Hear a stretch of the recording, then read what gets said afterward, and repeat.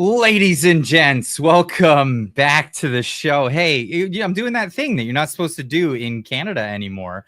I'm going for a walk in the woods. This is what we do in Canada. But hey, if you're gonna get in trouble for something, why not just go out and do it? Now, this is funny because this is an excuse that I have for the treadmill I got. I walk on this treadmill and people get mad for some reason when I put this in videos. So if the background matches, then I think it works. Let's get the chat in here, folks. How we doing tonight? Wow, whoa, we got some people stirring the pot already, right out of the get go. Jilly Beans for 5 saying thank you, Jeff, for your service both in and out of the military operation. Well, I'll make sure he gets that message when he comes on. He's going to be coming on a little bit later tonight. I'm starting early, doing the 5:30 startup, 5:30 rollout, getting it out there and getting my walk in the woods while the daylight hours are still shining. I hope everyone's got their wobbly pop kicking. Crack that open and let's have some fun. We are going to have a good time tonight. Absolutely. Oh, welcome to the show, everybody. I wanted to stagger this from the get-go because I know how this works. So a lot of times I'll have a guest on and then we don't end up having enough chat with the chat. So I know Fridays are like the community stream. So this is really the fun part of the beginning of the stream is doing this part, is chatting with you guys, seeing how things have been going, talk about some of the things that you're talking about, and making sure that people get that Discord link, because later on after the show we'll be hanging out in the Discord. And you don't know who the Discord is. You don't know what Discord is? Well, Discord is another social media platform where it's actually got really good voice and video. And in that voice, oh my goodness, I'm getting all wobbly in the in the background.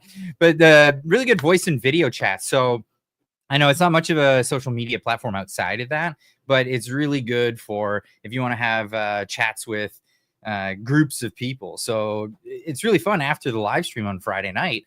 Jump in there and people can join in, and then we can all have a chat. It's only ever open on the Friday nights because I want to keep it tight knit to just the community. I had it open before and a lot of trolls would come in and there was bots and there's all kinds of stuff. We cleared all that out. It's all much better now. So enjoy the time in there. Daifeichu with a $5 super chat saying, thank you for starting an hour early. Us Eastern losers like it. Okay, well, maybe we'll stick to this then.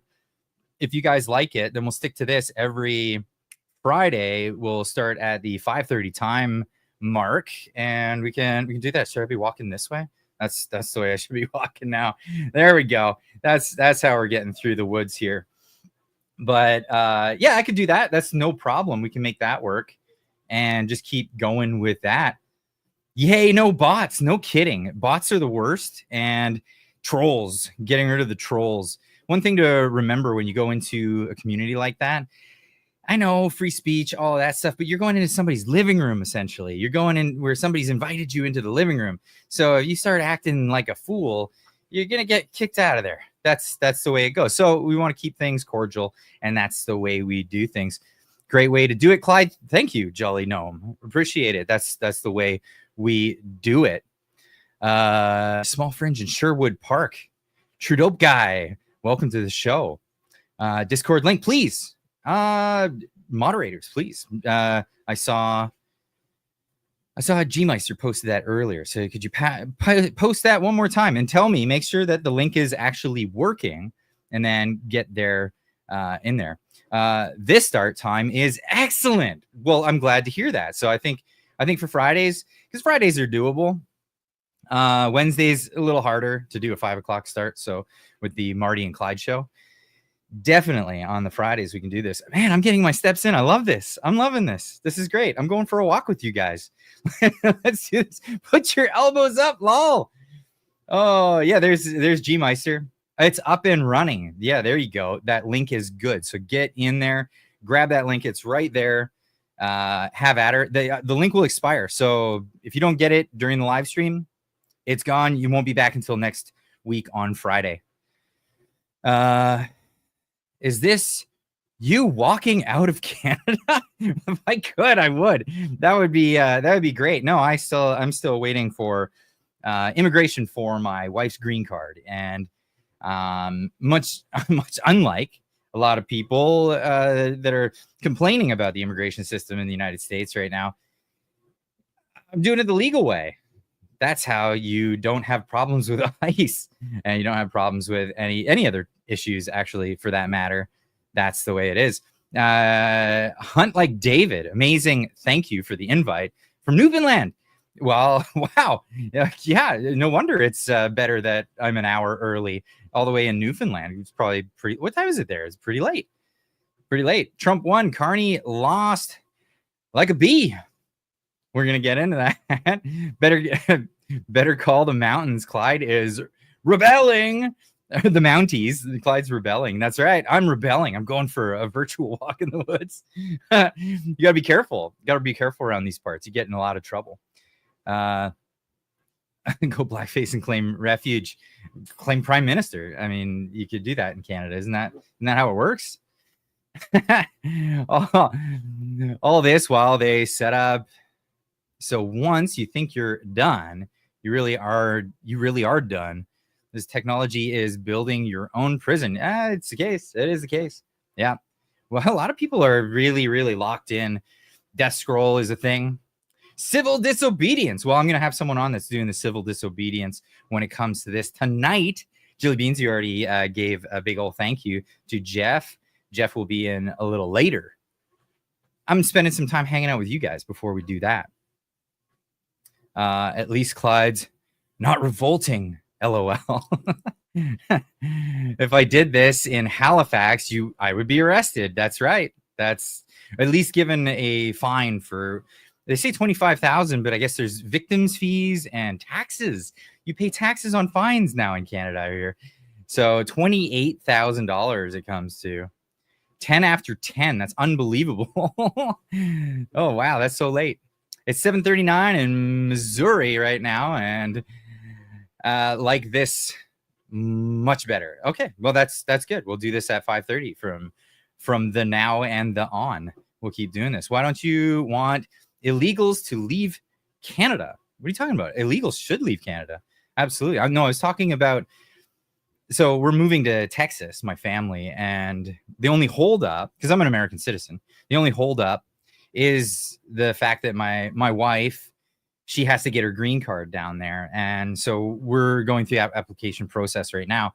We can't enter the country without that green card, or at least without approval of the visa office. And we have not yet got that. We've been waiting for over a year now, and it's becoming cumbersome to our lives. But yeah, no, I absolutely against illegal immigration by any means. Yeah, no, you do it the right way. So we're doing it, and we're doing it the right way. Absolutely. We got G-Meister, member for 38 months. That's unbelievable. It's better to die on your feet than to live on your knees. Just a thought. Abso-freaking-lutely. Totally agree with that. 100%. 100%. Oh boy. This it doesn't bother me if you're on the treadmill. You know, it's so funny because I had so many people that complained, like unbelievable amounts of people were complaining. I'm like, well, how am I going to do this? I spend so much time in front of my computer, and I would make videos, but I'd have to turn it off so people wouldn't complain, and then turn it back on so I can get walking. And yeah, I want to get my exercise while I'm at it. Another guy who likes, you love my shirt. Thank you so much. I really appreciate that. It's summer, so I'm doing the nice Hawaiian shirts, the cash thing. I'm totally into it for the hot weather. It's great. You feel like summer. It just feels good. Absolutely feels good. It's hilarious. Love it. I'm old and in bed, Clyde. What time? Where are you? What province are you in? How late is it?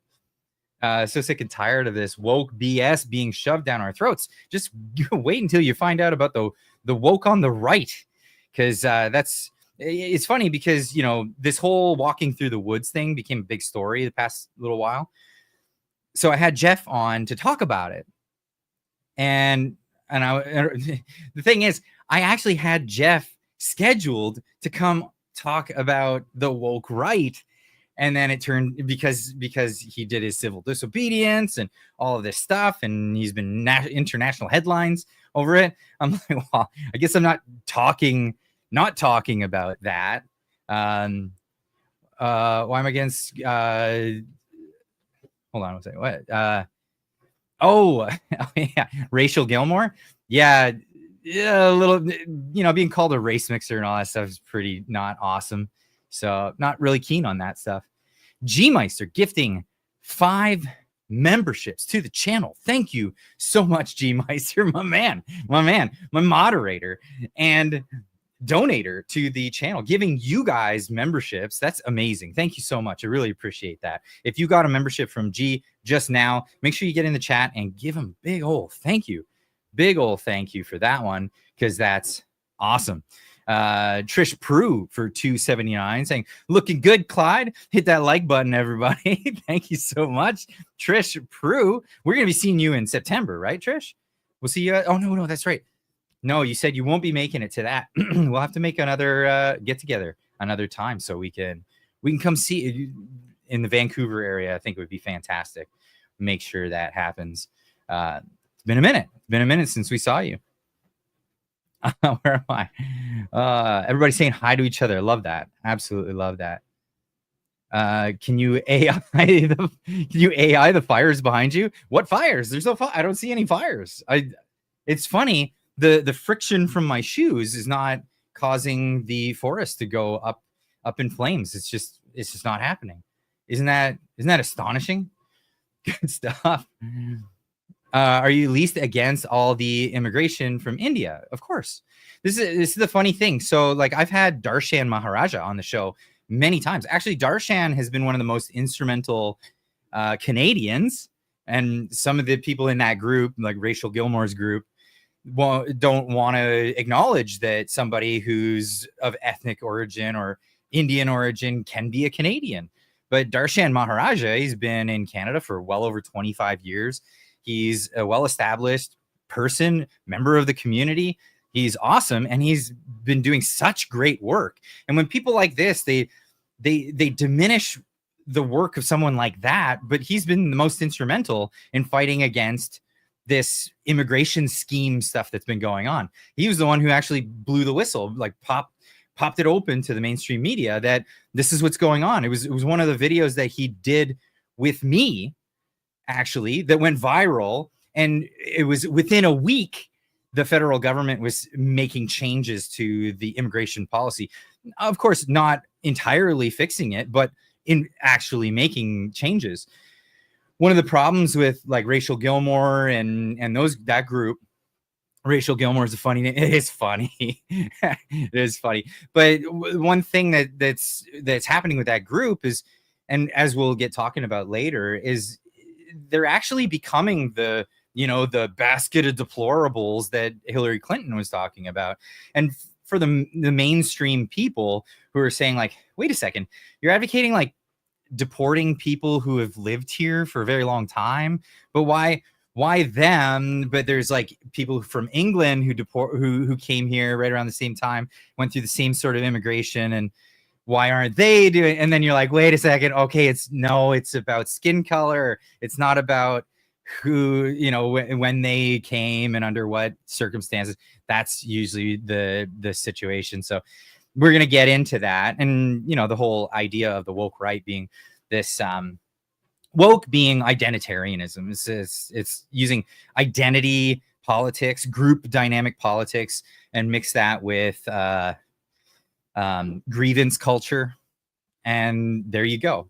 You've got holy cow, isn't that what the woke is? But now we've got that on the other side of the aisle. So interesting story. And we're going to get into more in depth with that when Jeff's on the show. You and Marty up north should take a virtual hike together. We should take a real hike together.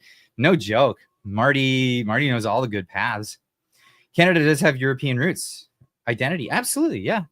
It has that. Has all kinds of other roots too. The same people don't want to, talk about the fact that, the Chinese helped build the railroad in Canada, and there's been, a long history with that, and became Canadians and all of this stuff. Our long history with India as a British colony, going back. Again, we'll get into that later. Go for a hike with Marty. Yeah, absolutely. I just got here and I thought Clyde do something was actually walking in the woods. Love it. Love it. Don't you like it? I'm going for a stroll. I'm breaking the law. Breaking the law. And the Japanese, absolutely. And the Japanese were treated not so well during the Second World War. Wait, why were the Japanese here during the Second World War? Oh, wow, because they had a long history here. That's right. Because that exists too. And this is the thing, like a lot of people want to just ignore some of the long history we have with different ethnic origins. It all exists, and it's just too convenient to be grabbing woke ideology and jumping on that identitarianism, that sort of thing. It's not going to win. It's all negative, and it separates people. It's the whole point, and it's Marxism, as we'll get into. Wow, you really have a long line for your headphones. That's amazing. My speaker as well, or my microphone as well. That's the way to do it. The future walking that the government will allow. That's right. Hi, hikesters. There we go.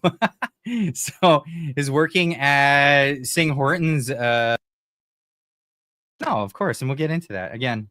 The scams that have been happening recently shouldn't be conflated with our long history of immigration in this country, but that's what's happening. It's all getting conflated.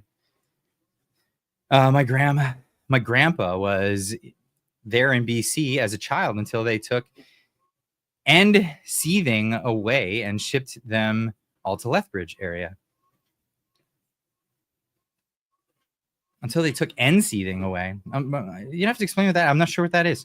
Italians built a city and did the logging for the homes. Yeah, and Italians were seen as dirty foreigners for a long time, and then they were accepted into society. We got a long history of that. It's more lucrative to be a non-Canadian in Canada. In some instances, yeah, you're right about that, and that's atrocious. Did you buy a carbon credits before this walk? Nope. I'm doing this against all. You would have to buy carbon credits. Oh, that's so funny. Oh wow, that'll be $28,000 with a GST. Yep. Don't forget to open another window for the oh yeah, right. That'll be a thing, Sam buddy. That would be great. That would be fantastic if people never did that. Hi, Clyde and chat. Hey, what's happening, Margaret Free? Good to see you again. We apparently have no health inspectors anymore. The last video was of bed bugs in a Tim Hortons. What are you talking about? Everything. They gave us pasta and we gave them back KD. Nice early stream. Yay. Yes, I think we're going to do this more. We'll do this. We'll start doing the Friday show from 5:30 Pacific. That's 8:30 Eastern and whatever time respectively in your domain. I work in a somewhat of a service industry in troubleshooting, and it's frustrating how many business owners don't know English. Yeah, it is frustrating. Absolutely. You walk right through your path. Yeah, I did. You need to up the treadmill speed a couple of notches. I'm going at a pretty decent clip. I'm going okay. I don't want to get into a jog because then I can't take sips on my wobbly pop or my woodsy refreshment. Oh, I like this too. Lake Louise. Are you in Banff? Banff, like BAMF. Badass mother. Have you thought of having the political orphans on your show? I don't know the political orphans. Who are they? Is that a group? I'm going to type that. I'm going to put that in my notes.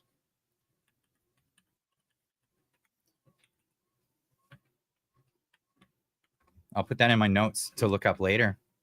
Have you seen any Sam Squanch yet? Nope, not yet. The water is beautiful. This is actually like what it looks like in my backyard. I'm not kidding. I can just walk out the door and I can walk through exactly this. This is the way it is. Can you walk on the water? I'll believe you more. Is Clyde walking in the woods? Where is he allowed? Well, in British Columbia, we're still allowed to go in the woods. It's crazy. That's whoa. Updates to YouTube Premium. I don't know about that. I'm just getting a message. Can you walk? Oh, okay. We're going on from there. Clyde, look out. A Bigfoot behind you. Yeah. Watch out for the Roundup spray. I've been hearing about that. That's awful. They're awesome. A conservative and a liberal do a live show Monday through Friday. Great conversations. I'd like to see that. Yeah, I'd like to see more back and forth. Are we like stationary now? I'm walking on water like you guys asked me to do. I'm just going for a little wade in the lake. That's what's happening. I showed my English friends what Banff looks like in winter. They responded by telling me that the lady with the cleats wouldn't be allowed because that's nine. Because that's 9 knives a shoe. Oh, well, yeah, because right. Knife bans in England. Why don't you just walk in the woods and do a live? Because you know why? Because reception sucks out here. The cellular reception is just trash. So I go out in the woods and the stream dies right away, or else I would. Haha, you're fooling us, Clyde. Yeah, I'm doing it. I'm fooling you. Jesus, lots of people singing about him, but that's frowned upon in Canada apparently. Sam Foyt trying to do his get-togethers for singing about Jesus. Yeah, not a great look, Canada. They literally have guards watching city parks here in the Maritimes. That's just nuts. What a waste of resources. But you know, breaking enters and all that stuff, and people committing crimes. That's fine.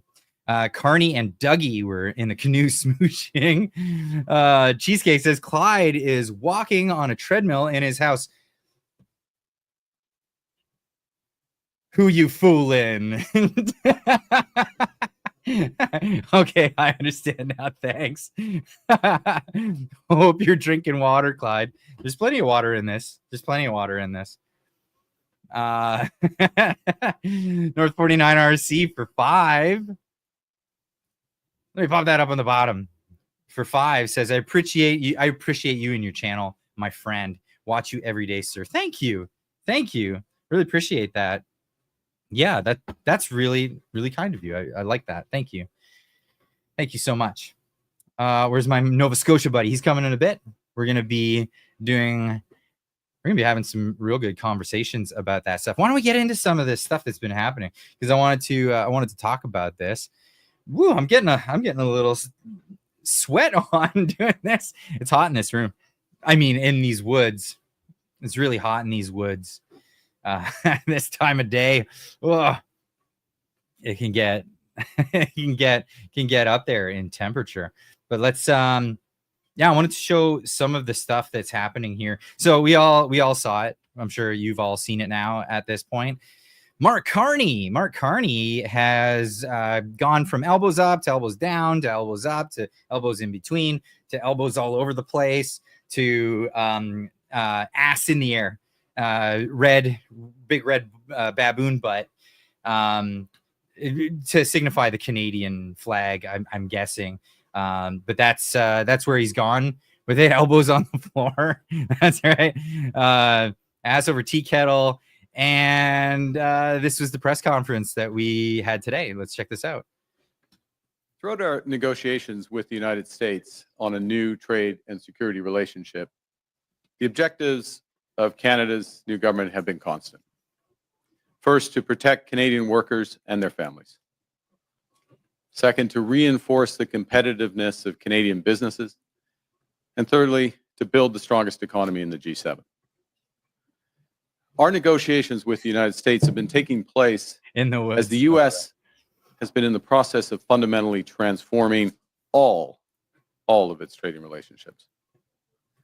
This new U.S. trade policy has several motivations: to raise tariff revenues, to protect strategic industries, to encourage foreign investment in the United States, and to change trade and non-trade policy in U.S. partners. And to these ends, the United States has announced a series of trade actions. Those began near the start of this year with the so-called IEEPA tariffs against Canada and Mexico based on U.S. concerns about the border and fentanyl trafficking.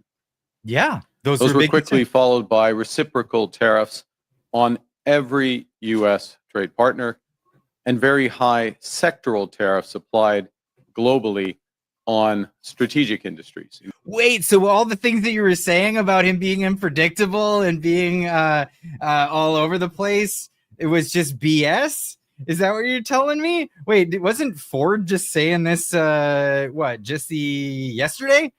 Actually, Mr. Trump is unpredictable. Donald Trump is so unpredictable. So I don't unpredictable. even know if he knows what he's doing tomorrow morning. He doesn't even know what's happening. happening. Let's start focusing on creating that environment. But is there an acceptance? Is there an acceptance, I guess, from leaders that we'll just have the tariffs? Again, he's the prime minister will speak on that, but the president is unpredictable. He's just so unpredictable. Cockamamie thing tomorrow. It's cockamamie that we don't even know about. So right? do you think that Mark Carney is being too elbows down in response to that unpredictability? Not at all. He's doing an incredible job. He's working collaboratively with Carney is incredible, and myself. Trump is working as unpredictable. Team Canada, and he's doing a very, very good job, in my opinion. Put in his position, dealing with Donald Trump. Let's stop worrying about Donald Trump. We'll start focusing on Ontario and Canada and all the other provinces and territories. Let's focus on all of those things instead of Donald Trump, even though, because he's unpredictable, we don't know what he's doing, except we've known what he's been doing, and it's been pretty straightforward, and he's been saying the same thing all along. Here's Howard Lutnick a month ago reiterating what had been said since before Carney was even prime minister. Holding us down. Then, of course, it seems fair that you should pay a tariff to do business with the greatest customer on earth, the American consumer. Okay, so just quickly, are you going to renegotiate that free trade deal, the USMCA? In a year. Oh, I think the president is absolutely going to renegotiate USMCA, but that's a year from today. Exactly. So today, of course, 75% comes in free, but of course, should you expect us to renegotiate it? It makes perfect sense for the president to renegotiate it. He wants to protect American jobs. He doesn't want cars built in Canada or Mexico when they could be built in Michigan and Ohio. It's just better for American workers. The president's got the American workers back. That's why they elected him. That's why the stock market's at all-time highs. They understand the president actually understands business and is doing it the right way. Well, okay. Let me ask you about Europe. Let me ask you about, okay. This has been the same message all along, but we've been told something else. And now we're being told a little bit more of the truth. Including steel, aluminum, autos, and copper. Who says autos? The United States has also imposed substantial trade actions on the Canadian lumber industry. Now, in recent weeks, the United States has agreed a series of trade deals with a variety of countries. And these deals have several aspects in common. And the news has been telling you that Canada is alone in this. Canada is the only people that are being treated terribly by the U.S. and be afraid, and Donald Trump is unpredictable, all of this stuff. And I've been on this show telling you, no. Donald Trump is making new deals with countries all over the place, and the deals have been getting better and sweeter for the United States. They've been pretty bad deals for a very long time, trade protectionism all over the world, but everybody has access to the United States market. And the U.S. is going, here's the thing. We want you to be able to do business within our market, but we are the most sought after market, and your markets are all closed. And we do business with everybody. We're going to turn this around. We're going to do it the other way around. You're going to pay a surplus to have access to our market. And in return, you're going to open your markets, or else our market closes completely to you. And then that's it. you're finished. And it's no surprise that just yesterday, just yesterday? No, the day before, Mark Carney had a phone call with Donald Trump, and it was all over the news, but we don't know what's being talked about. We don't know what's being said on this phone call. We just know that he's having a phone call with Donald Trump. Silence for like 24 hours. And then this drops today on a Friday, of course, on Friday, because they want this to go out and they hope everybody forgets about this by Monday morning. First, baseline tariffs that cover a broad range of goods and services that are substantially higher than those U.S. tariffs that existed before. In fact, the average U.S. tariff rate on the world has jumped from just over 2% at the end of last year to almost 16%, 8 times higher. 16. Like some of the tariffs that Canada's had on the United States for a very long time. I'd like to see what kind of restrictions are getting brought down. This is going to be one of the more interesting parts of this whole thing. West Coast Donnie 93 for $10 says, when the privileged are treated to normally, when the privileged are treated to normality, it feels like persecution. This is a quote I, as an American, can best describe as Canada's reaction to Trump's policy. Yeah. When people have been having it so good for so dang long, just get normal treatment. Yeah, they think that they're being persecuted. Absolutely. That's a great quote. I'm going to keep that one in my back pocket, West Coast Donnie. Thank you so much. Yeah, absolutely correct. And Canada's been treated way too good for way too long. And now it's like, okay, well, you know what, little brother? We helped you out. I know you got yourself in trouble and we helped you out there and then you did that thing. But now it's time you get a job and you get out there and you get working and you do your thing, because this is wearing fast, especially on an economy of people. It's doubly, especially when Canadians started giving some pretty bad feedback to America and Americans and saying some pretty awful things. I'm glad things are coming around, and it didn't have to get much worse before it did. And I hope that all that rhetoric starts to go away. That's really what I'm hoping for here. 16% currently. 16%. Those average. trade deals with other countries also have limited or no relief from those sectoral tariffs in those strategic industries such as steel and autos. That's right. They include substantial commitments by the U.S. trade partners for investments in the United States and significant unilateral trade liberalization measures by U.S. trade partners. And what's the average tariff on Canadian goods right now? What, 3%? Pretty freaking sweet. As a result of these developments, the breadth and the depth of the changes in U.S. trade policy have become more fully apparent. Specifically, under the new U.S. approach, countries must now buy access to... Hold on. This comment. Nancy saying, I think the strategy of the Conservatives is absolutely genius. The Liberals have accomplished zilch. But what's the strategy of the Conservatives? The Conservatives currently are still the only ones without their elbows up. Has Pierre come out and said that he's no longer in support of counter tariffs, all that stuff? I don't know. Has he done that yet? Because he was very much on board with counter tariffs. I'll be harder on America than Carney would. So I'm not sure how that would go. To the world's largest economy through a combination of tariffs, investments, unilateral trade liberalization, and policy changes in their home markets. Now, as in previous trade disputes, Canada has implemented a series of retaliatory tariffs. Yes. Their objectives have been to protect Canadian workers and businesses and to incentivize a negotiated settlement with the United States. Called protectionism. Few other countries followed suit. In a positive and very important development earlier... Because it was a fruitless endeavor. It was the United States' shifting policy You need to shift with it. It's a new paradigm. Get with it. This month, just a few weeks ago, the United States reaffirmed a core commitment. He said, Relentless is saying, he says something today about how Carney is taking credit for Mulroney's policy via trade. Interesting. I'm going to have to get that clip. Canadian workers. Yeah. Well, here's the situation. A lot of Canadian workers are going to lose their jobs over this. Carney doesn't care.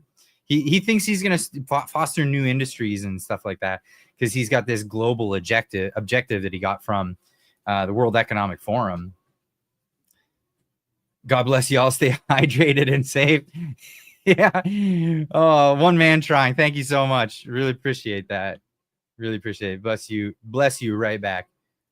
To our free trade agreement, CUSMA, by reinforcing USMCA. Stop calling it CUSMA. It's just annoying. that those Canadian exports to the United States that are compliant with that agreement. So anyway, I'm not going to listen to this whole thing. He calls it a great deal. He says we got a pretty sweet deal. We got a great deal, and reporters start pushing back on him because of this, and they say, "What are you talking about? You're Mr. Elbows Up. Why the change of heart? What's going on?" Pretty much every stop during the election, you referenced elbows up and saying that was going to be the strategy you take with the Americans. You also consistently said that Donald Trump was trying to break us so he could own us. Your new trying to break us so he can own us. Neil from the Hill for 10 saying, "Do you think Carney is running things?" In my opinion, Trump is running Canada, showing Canadians how bad it is. Just like under Biden, Canadians are waking up. I don't think enough Canadians are waking up. Carney is absolutely seeing, really good polls. He's still favorable in Canada. That's the way it's looking. It really is looking that way. I don't know. There's not many people in Canada supporting Trump, and I've been very vocal about it. And because of that, I've seen the brunt of it on this channel. But like, what am I supposed to do? I want Canada to be a part of Team Fortress North America. I think it would be fantastic, but Canada seems to want to do that kicking and screaming. It's inevitable. It's going to happen, but how long before that happens? Really, at the end of the day, we'll have to see. We'll definitely have to see. I don't know. I don't know what this Carney guy's got up his sleeves. argument today is that Canadians should accept basically the best of a bad deal. What's been the change? Wait. Don't call it best of a bad deal. Let's keep it positive. Come on. It's a great deal. I reject the premise of that question, or your characterization of what I'm saying. We have the best deal with the United States right now. Okay, we have the best deal with the United States right now. He says. Trish Brew saying for 279, I hate Kuzma. There's no A in Mexico, lol. Yeah, it's a bad acronym. Just USMCA. Just go with that. It's got to be about us. It's got to be. There is no best deal. This is the best deal we're going to get. And I'm pretty sure he got pee-pee slapped on the phone. Giovanni, I agree, Clyde. Oops, just hit the like. Yeah, hit that like. Make sure you get those numbers up. It helps out the channel a ton. And it's very helpful. It tells that algorithm that, holy cow, people like this. And I know what kind of people, or I know what kind of shows that this particular person watches. What about other people that watch the shows that person, maybe I should recommend this. And then that's how that works. That's how that works. Get it on out there. So hit that like button. It helps out an absolute ton. Absolutely. But yeah, I honestly, I think that he got pee-pee slapped on the phone and he said, listen, you keep telling people that you got a bad deal. You've got the best deal out of all the other nations right now. How about I show you what a bad deal looks like? Would you like that? Would you like to know what a bad deal actually looks like? And then he went, holy crap, you're right. And then he probably said, this is all going to reflect on the negotiations of the USMCA, Kuzma USMCA. In a year, And boy, what you do right now is really going to set the stage for those negotiations. Have the best deal. We Look have at the the best numbers. deal. Look at the numbers. It's great. Our tariff is 5.5%. We have 85% of our goods are free trade. It's not what we used to have. Nobody has. I'm glad somebody's saying it. Finally. Why does it have to be Mark Carney? Why can't it be Pierre Poilievre or somebody? It's got, well, at least it's the guy in power. He's finally saying it, that that the deal that Canada had for the longest time has been the greatest deal. Everyone's pretending like it wasn't. It's crazy. Neil from the Hill saying polls are all MSM propaganda. You can't throw away all the polls. You can't throw away everything. Then you got nothing to go by.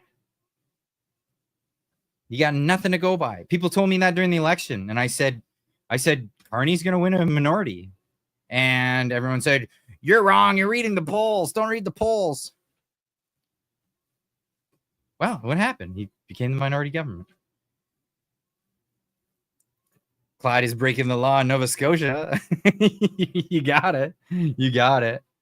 I wanted to go for a walk while I started my live stream. So it's the only way I can do it where people won't cry. Why why are you walking in what place? I'm walking in the woods. I'm going for a walk. Clyde's a badass outlaw. Oh, that's too funny. Clyde gonna start a fire. Watch out. My sneakers might catch fire.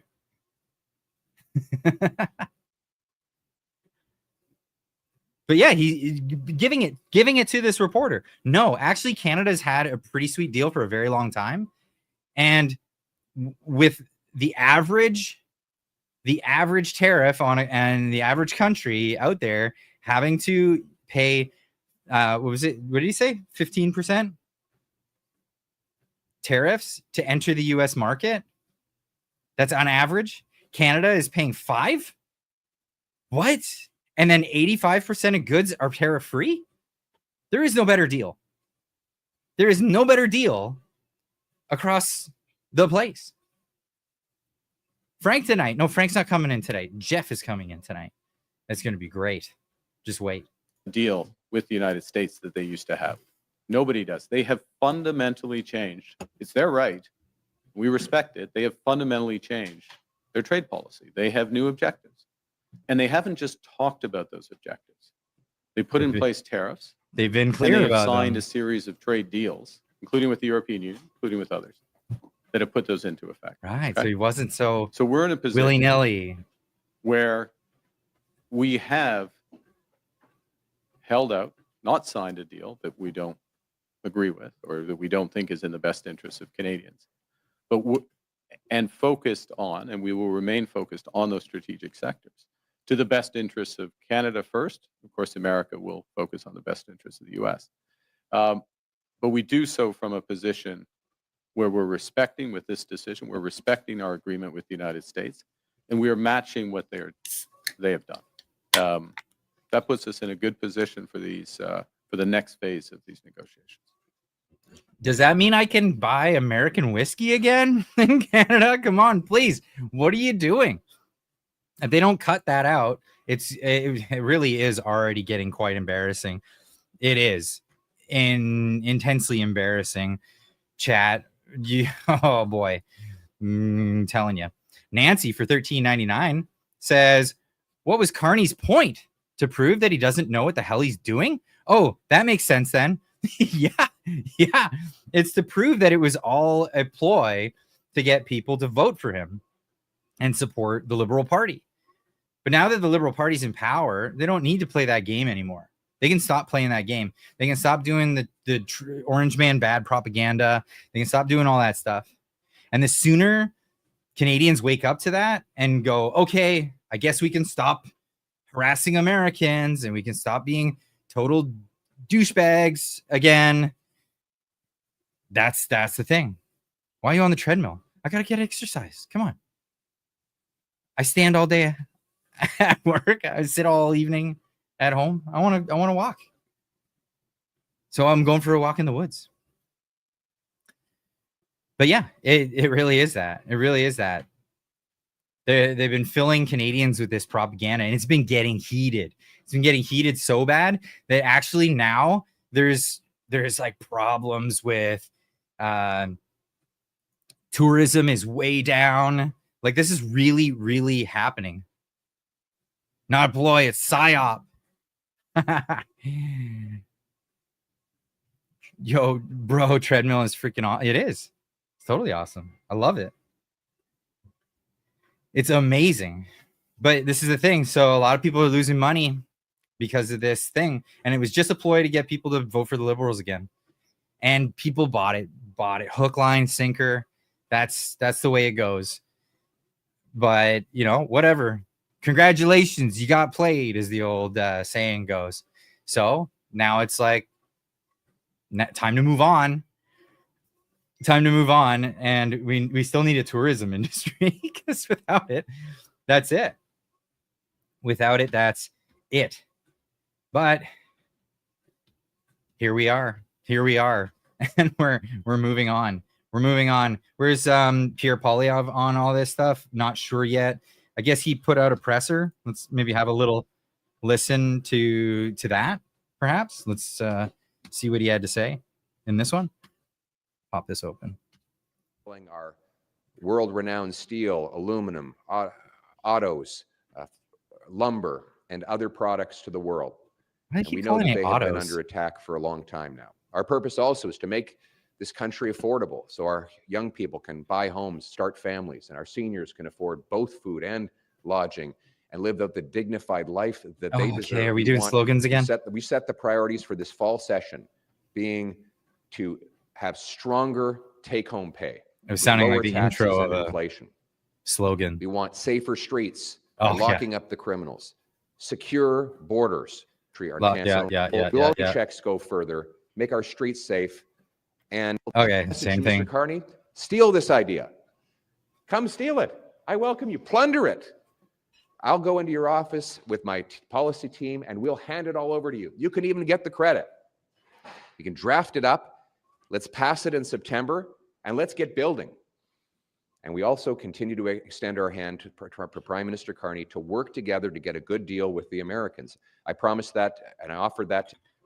We got a good deal. It's a pretty good deal. It's the best deal in the world, actually. To him multiple times directly. My Shadow Minister of Canada-U.S. Affairs has said the same thing to her counterpart. So far, no response. The Liberals seem to want to play partisan games and score political points rather than working with all parties to get a good deal for Canada.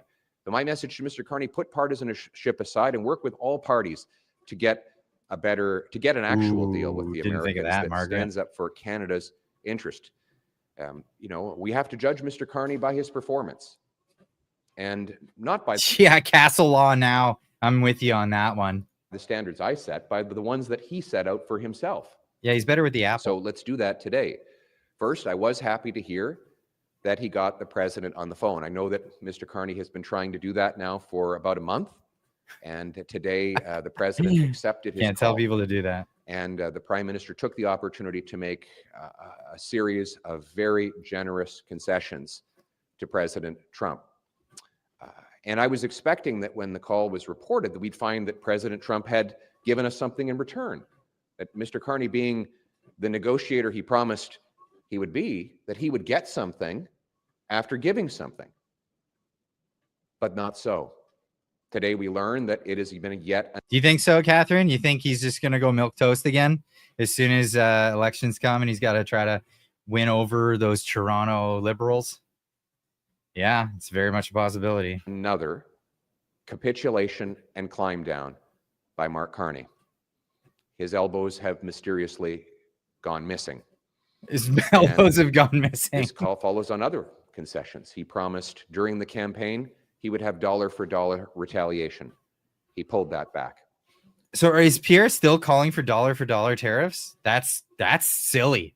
He made concessions on the military while getting nothing in return. He pulled back on his digital services tax, a terrible tax, but you think he'd get something in return for it. Nothing. And today he removed even almost all of the tariffs on the United States and got none lifted from Canada. This continues with the weakness that he's shown on the world stage, continuing ahead with a $1 billion loan to the dictatorship in Beijing to build. I'm with you, Kevin Roy. I take PP over Carney. I wish he'd stop attacking Trump, and I wish he would stop doing that. I wish he would stop doing that. What would you call that?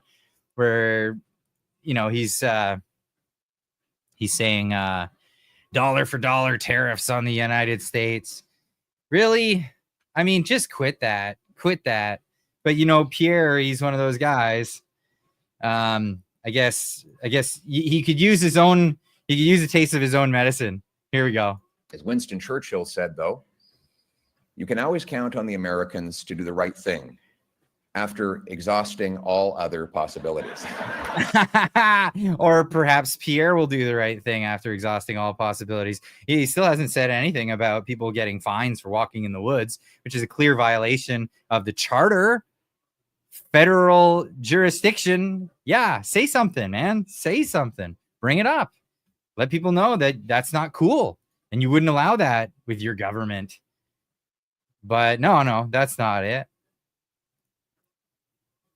Shinto S. Clyde Walkathon Clyde on a green screen is brilliant. You like it? This is I'm doing this for a little bit. I wanted to get some steps in. Pierre needs to stop, change direction, stop the anti-Trump nonsense. Please stop the anti-Trump's nonsense. I'm a big Trump fan. I'm American. I love the president of the United States. I think he's doing a great job. I'm not a sycophant. I'm not some sycophant that's like cheerleading for Trump. I didn't like the Epstein stuff. I'm not keen on that. But I'm keen where things should be keen. I mean, I even got the merch. Check it out. I love this. I was given this. This is amazing. It's so funny with the green screen how that works. That's interesting. It's actually a little hologram thing. It's awesome. I got the big version too. It's fantastic. I'm a big fan. But let's set the stage. Let's set the stage for something else here. Let me slow this down. I got a good sweat on. I'm getting into the weeds here. So let me just there we go. Now we're back in the studio. We got it. We're chilling. We got it good. I want to get into some of this stuff where we've been talking about how do I even bring the Great White Hope? I love that. Who calls him that? It's Jesse Lee Peterson. It's Jesse Lee Peterson, right? Yeah. He's hilarious. I love that guy. The Great White Hope. So we're back in studio, folks. We're no longer breaking the law like my guest tonight did with all kinds of punishment in the way. Well, let's set the stage because this is something that's been brewing and I've been paying attention to it. And I don't know. I feel like sometimes I'm just on the other side of the radar and it doesn't really come up. It'd be like some people are talking about it. I'll pick up on it. I'll say it. And then I get in a whole bunch of trouble because you're not allowed to talk about that. Don't talk about that. And then I bring it up and then it turns out to be mainstream. But whatever. I'll take a licking. I got no problem with that. But this is the idea of the woke right. The woke right. We all know what the woke left is. Unhinged people with blue hair and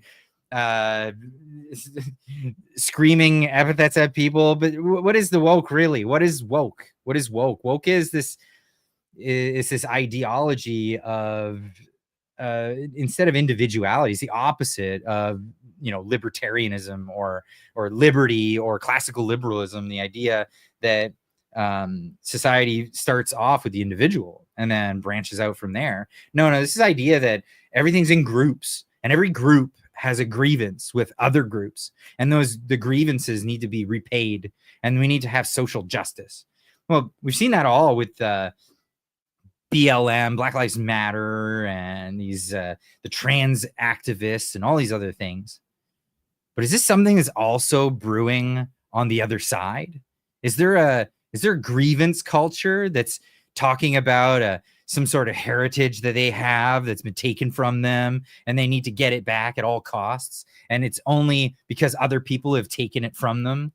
Well, to talk about that tonight, I brought in a great man, a man who's fought for the country and fought for individualism, fought for the idea of liberty. None other than Jeff Rath. Welcome to the stage, my man. Jeff Me? Rath. What am I saying? I get you confused with Jeff. It's Evely. It's okay. Uh-oh. I just lost your sound. Did everybody lose my sound? Okay, I got it now. Everybody did. You got it back. Yeah. How did I you and Jeff Rath are fighting so hard for liberty, but in different ways, and you're both Jeffs, and I love you both, and I did such a screw up right there. Jeff, Oh, good, bro. Thank I you. still love you too. Of course. So tell me about this. Like, how did this come onto your radar, this woke right thing? Because I know you've been raising hell about this too, and you've been catching flack for it as well, because I see it as fundamentally something that's antithetical to liberty, because liberty is individualistic. Liberty is the idea that no group or power or government or authority should be there or allowed to infringe on your individual rights. There's no group rights. There's no group rights that trump over other group rights. There's just the individual. And if only these people would, because they intersectionality, they break everything into smaller and smaller groups. I wish they would just finally get to the end where we're all just individualists again, once and for all. Yeah. How did this come onto your radar? Well, like you said, I kind of came under attack for it. So it goes back quite a way, actually. Like, I started to notice these things, and I guess there was a bit of an awakening process for me post convoy, because I'm a loud and proud right winger. I'm an individualist, and I believe in individual liberties. And the all this stuff about minority protections. Well, the smallest minority is the individual. So I understand that the best way to protect the group is to protect all of the individuals within it, because when you protect groups like that, it has this tendency to re-tribalize our society, pit all these different groups off one another, much like we're seeing nowadays. And also in the collectivist mindset, like, the individual is subordinate to the collective. It's the utilitarian the utilitarian mentality, where individuals are utilities. They're useful to the collective and to I guess the goals, whatever goals are set for the collective. But for an individualist, for a right winger like me, I think that the individual is a goal unto themselves, a worthy cause unto themselves, regardless of whether anybody else exists. And it should be first and foremost about acting in their rational self-interest and pursuing their own self-actualization. And so long as everybody is free to do that, and if everybody does do that, I mean, that's pretty much as ideal of a world, I think, as I can envision anyway, with every individual kind of finding their own path to their own self-actualization, and we all have that unique contribution to give. Those are the kinds of things that tend to get crushed under the collectivist mindset and the collectivist paradigm. And it really kind of started to come on my radar like quite a while back, actually. Like I said, like post convoy, I kind of went through my own little awakening process there, where I sort of just started with this baseline assumption that everybody basically thought like I did. But yeah, you usually start there, right? Yeah, it was kind of bizarre. Yeah, this whole process. I was like, wait a minute, like, some of the people that were reaching out to me with stuff, I was like, it kind of started to hit me the wrong way. Like, that's funny. That's a weird thing to say. What kind of right winger are you? And some examples, like what kind of things, like? I think probably the most salient examples in my mind really started to come up around October 7th. That really seems to have been a dividing line, I think, in the freedom movement. Now, I started to notice these things earlier, just with the way people would approach me, especially online. They would deploy a lot of the same tactics where they're leading with this sense of victimhood, this righteous victimhood of theirs, where it's a grievance-based narrative ideology. Well, in the narrative, what I find, like take the narrative that's come out around the Jews, especially in the wake of October 7th. Now, it wasn't that I was not familiar with this narrative. I was quite familiar with it and had gotten so like back in the mid 2000s, I went down all these rabbit holes quite a while ago. And I'm here to tell you that what lies at the bottom of every rabbit hole is confirmation bias. So I kind of realized where I made my mistakes. And I knew that the 9/11 rabbit hole led to the Jews. I didn't realize that everybody really got there. Because not like, that the Jews did it, but No. the conspiracy theory action like rabbit hole goes down, and then you end up at this inevitable like, oh boy, really? Right? yeah. And I think that is kind of one of the defining characteristics of what is ostensibly being called the woke right. I don't think it's a good term though. Okay. So yeah. So the thing is, I like it because it has gravitas. It's kind of like, you give somebody a nickname and they hate it, so that's their nickname, right? So because the woke right hate it, it's like now it's stuck. Now you're not going to get rid of it because it gets under your skin. That's the one that's going to stick for you. Yeah. And I think you're right about that. But it's the right part of the term that I take issue with. It's not the woke part. And I can okay. So they're not actually on the right. You're talking about authoritarians, people who are not, they're big government people. They want government to be part of your life. I'm sure they definitely have their grievances with the government, and they are on the right side of a lot of those issues. But yeah, like you said, like ultimately they're collectivist and totalitarian. That's squarely on the left. There's nothing right wing about them. But what I have seen, well, I'll go back to the example of the narrative about the Jews and this global cabal that dominates the world and kind of controls everything from behind the scenes. It is fundamentally a Marxist narrative. So basically, like, Marx came up with this idea that there was the bourgeois and the proletariat. The bourgeois were the wealthy and the proletariat were the working class, and basically implied that there was some kind of exploitation taking place, never demonstrating that like the mechanism of exploitation or how the wealth was transferred. There's no evidence that wealth was transferred from the poor to the rich, that we started in some state of equilibrium and then ended up with this disparity. And the cultural Marxists, I guess you could say, they probably started with third wave feminism. This is when I first went down the cultural Marxist rabbit hole too, also in the 2000s. Well, I think they started before that in academia, but this is where it kind of started hitting the mainstream. Really, was in third wave feminism, right? The cultural Marxism in particular, I think when we started to see that manifest as a cultural phenomenon, as a movement, that was kind of the first the first culturally Marxist movement, where instead of the bourgeois, it's the patriarchy, and instead of the proletariat, it's women. So, men, the patriarchy, are the bourgeois because they look at the disparate outcomes between men and women in terms of wealth and status. And then, in the Marxist paradigm, that is sufficient to prove oppression. And now you have this radicalization of women in particular. Like, there are some male feminists. Who is it? Catherine. There's a great series of books by two Canadian professors, Paul Nathanson and Catherine Young, on misandry, which is the male counterpart for misogyny. And If you know what misogyny means and you don't know what misandry means, then I think that pretty much says all we need to know about the state of gender politics in the West. There you go.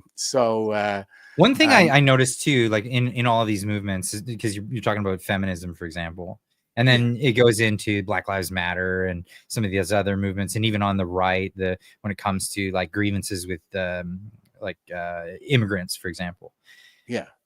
They'll talk about systemic issues, but they don't address the actual laws on the books. They never mention those. It's not, you never have a legal discussion about this law is terrible, we should get rid of that, and we should all work together for this. It's always this vagueness, and it's always something like you don't know what kind of stuff you must be totally into it then, or something like that, right? Yeah. So again, with the misogyny stuff, it's like, okay, well, point to me something that's actually misogynistic.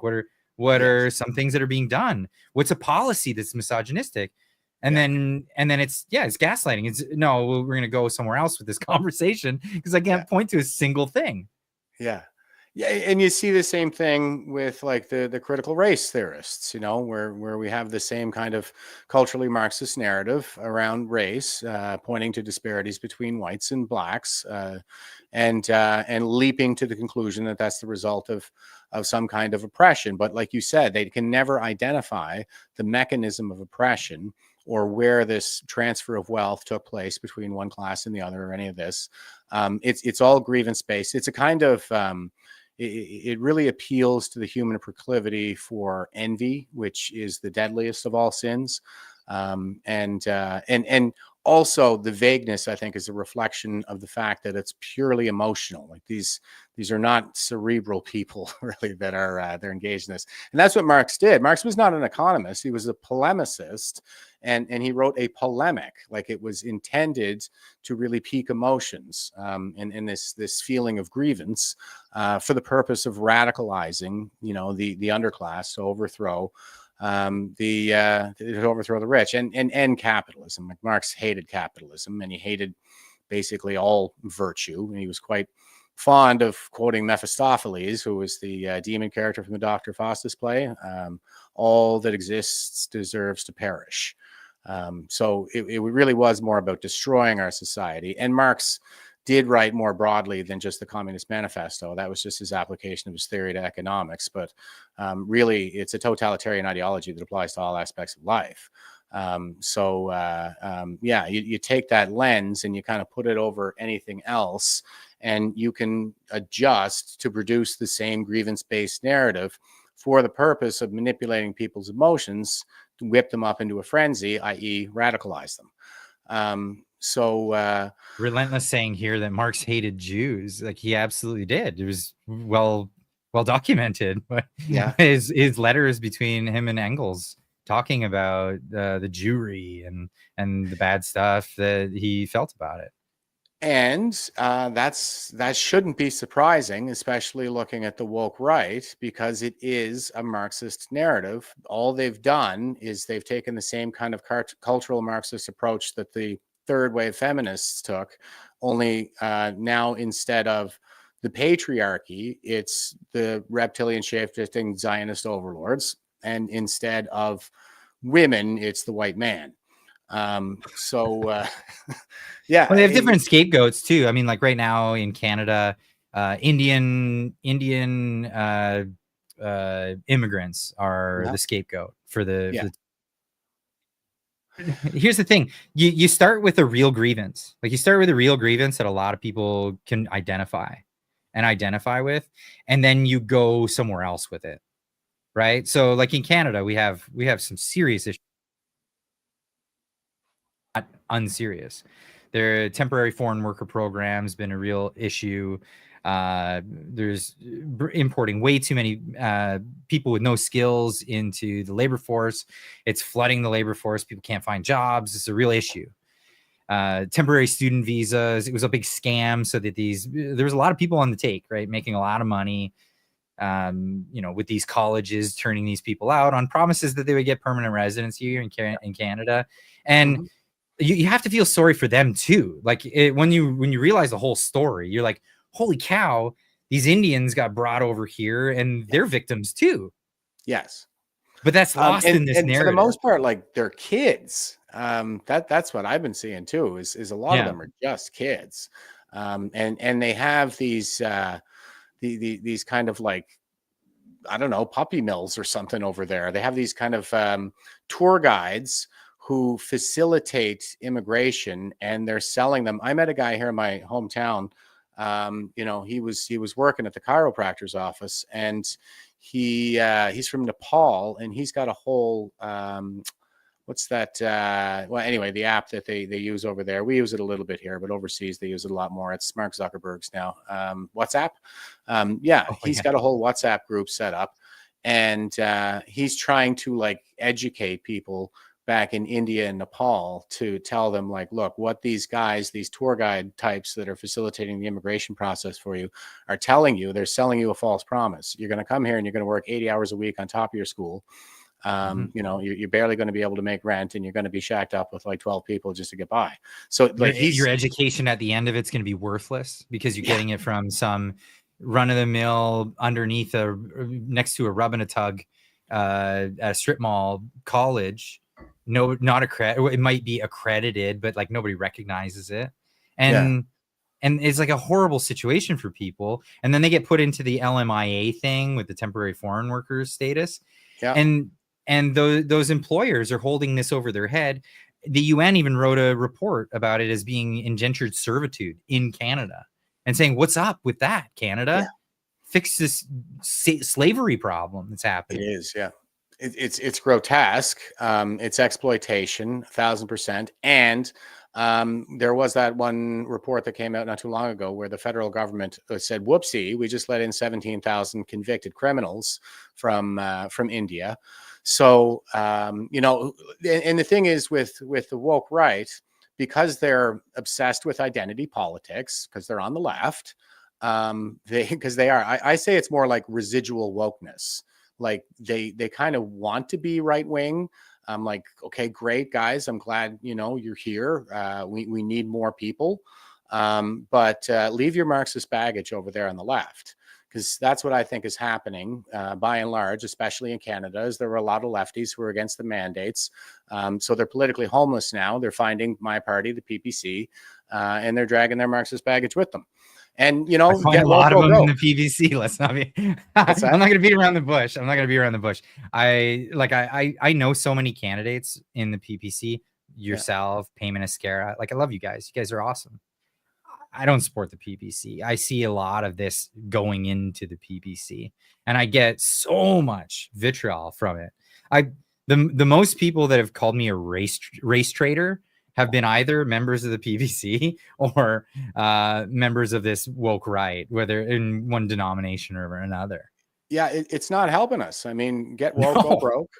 If the PPC gets woke, then it will go broke. And maybe that's already happening. I had a conversation because I ran in the last election. I had a conversation with a voter at the door. And there is some dispute between me and my volunteer as to how long it was. I said it was 20 minutes. And she was like, no, I was there for 20 minutes. You were there for an hour. Anyway, I talked to this guy, and he's a lefty, and he saw me in the local debate, and he really appreciated what I had to say, and said that he had a lot of respect for me. He was all like, he loved me. He said he loved me. He said, you're great, but can't vote for your party. And he said, it's not the platform, it's not your policies, it's the people. And I was like, yeah, I know who you're talking about. And you know what my pitch was at the door on that day? I was like, I'm the most hated man in the PPC. Come on. You can vote for me. Everybody hates me. I'd vote for you running as an independent. I just have a hard time. I'm not a big fan of Max. I'm not a big fan of Max myself. And I've had him on the show twice. I've given him a chance, but yeah, and let's not make this about the PPC, but like I've seen. No, that's not. Yeah. And I've seen a lot of this there, and you're right. People, there's a gravitas towards that. It's like, oh, okay, let's join the outcast, the downtrodden. We're this group, and we're all victims. We can identify with each other as victims, and that's what I see a lot of. And like I said, it really plays to kind of, well, the human proclivity for envy is what I said, and this stuff goes right down to kind of the core of human nature, and survival instincts start to kind of get played around with, and that is what a lot of the propaganda does, of course.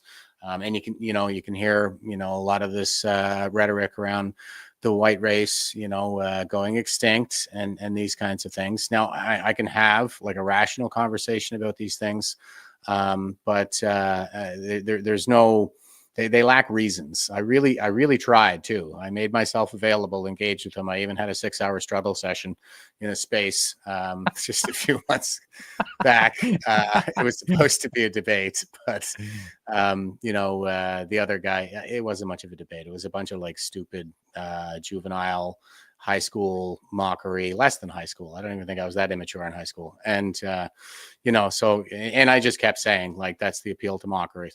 That's a logical fallacy. Oh, that's ad hominem. That's a logical fallacy. Oh, that's false cause. That's a logical fallacy. So it's sophistry, that they're engaged in.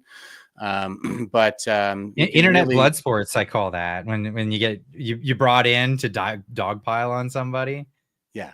And it's not a debate. It's a screaming session. It's like the debate's won by who gets owned or whatever. Like, I got no time for that stuff, man.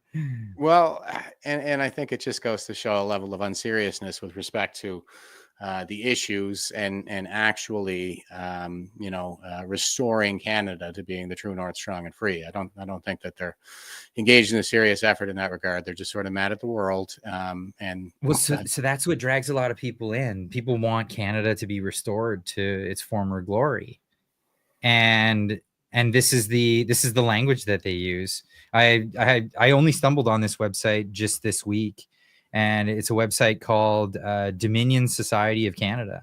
Oh yeah, and it's this group, and this is what it's like. What is a Canadian? And then they get into the ethnic origin of Canadians, and they leave so much out. Like they leave out the it's only certain Europeans that built Canada, and that's the ethnic origin. But they forget that the Chinese built the railroads, and natives were instrumental in building the trails across the country, which inevitably became the roads.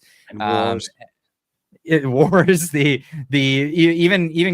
go back to the British roots, but they don't want to talk about the fact that Indians have so much history with British roots and fighting wars together. And there's so much, like, even one of the queens at one point when she was a princess fell in love with a Sikh guy. And like, they forget all about all that part of the history. Okay. This is all stuff that's real, but like it's all forgotten. What got me was this: what is remigration? And I asked people on X, like, what have you heard of this term, remigration? It's not even in the dictionary. It's only in like, the online dictionary. What is it? The Urban Dictionary. Urban Dictionary, yeah. And there's two definitions of it. One is people going back to their homelands, and then the other is being forced to go back to their homelands, or homelands that is perceived as their homelands. And that's what they're talking about here. And they have this whole like write up, and it sounds intelligible. Like it all sounds very intelligible on the surface. And they get into it, and then it gets like kind of WTF is, I think, the language I want to say here. Because I got to this point where it says, like, phase 2, remove the illegitimate population. And I guess, like, you got to be a member of the club for a while before you get introduced to this sort of rhetoric. Because right out of the gates, if somebody says this to me, I'm like, I'm out. Like, what?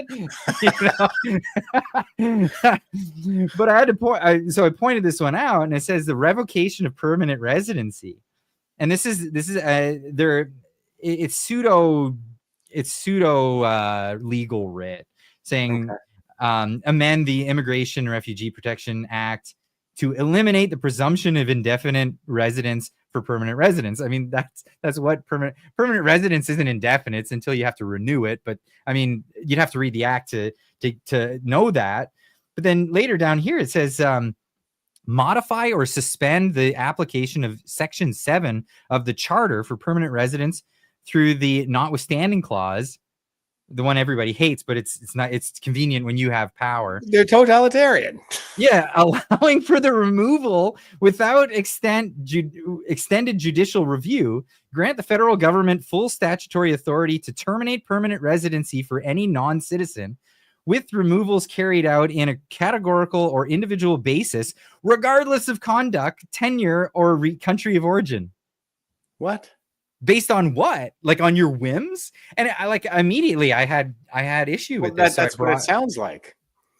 That's exactly what it sounds like. And it's open and arbitrary to not say like, well, we don't want to say these people, so we'll just say to be announced who it'll be, right? And it's like, I don't like vague, open, authoritarian language like that. Yeah. And when I hear that, I tweeted this out and said, what in the Justin Trudeau Emergencies Act is this crap? Like, honestly, who's writing this? What is this? Yeah.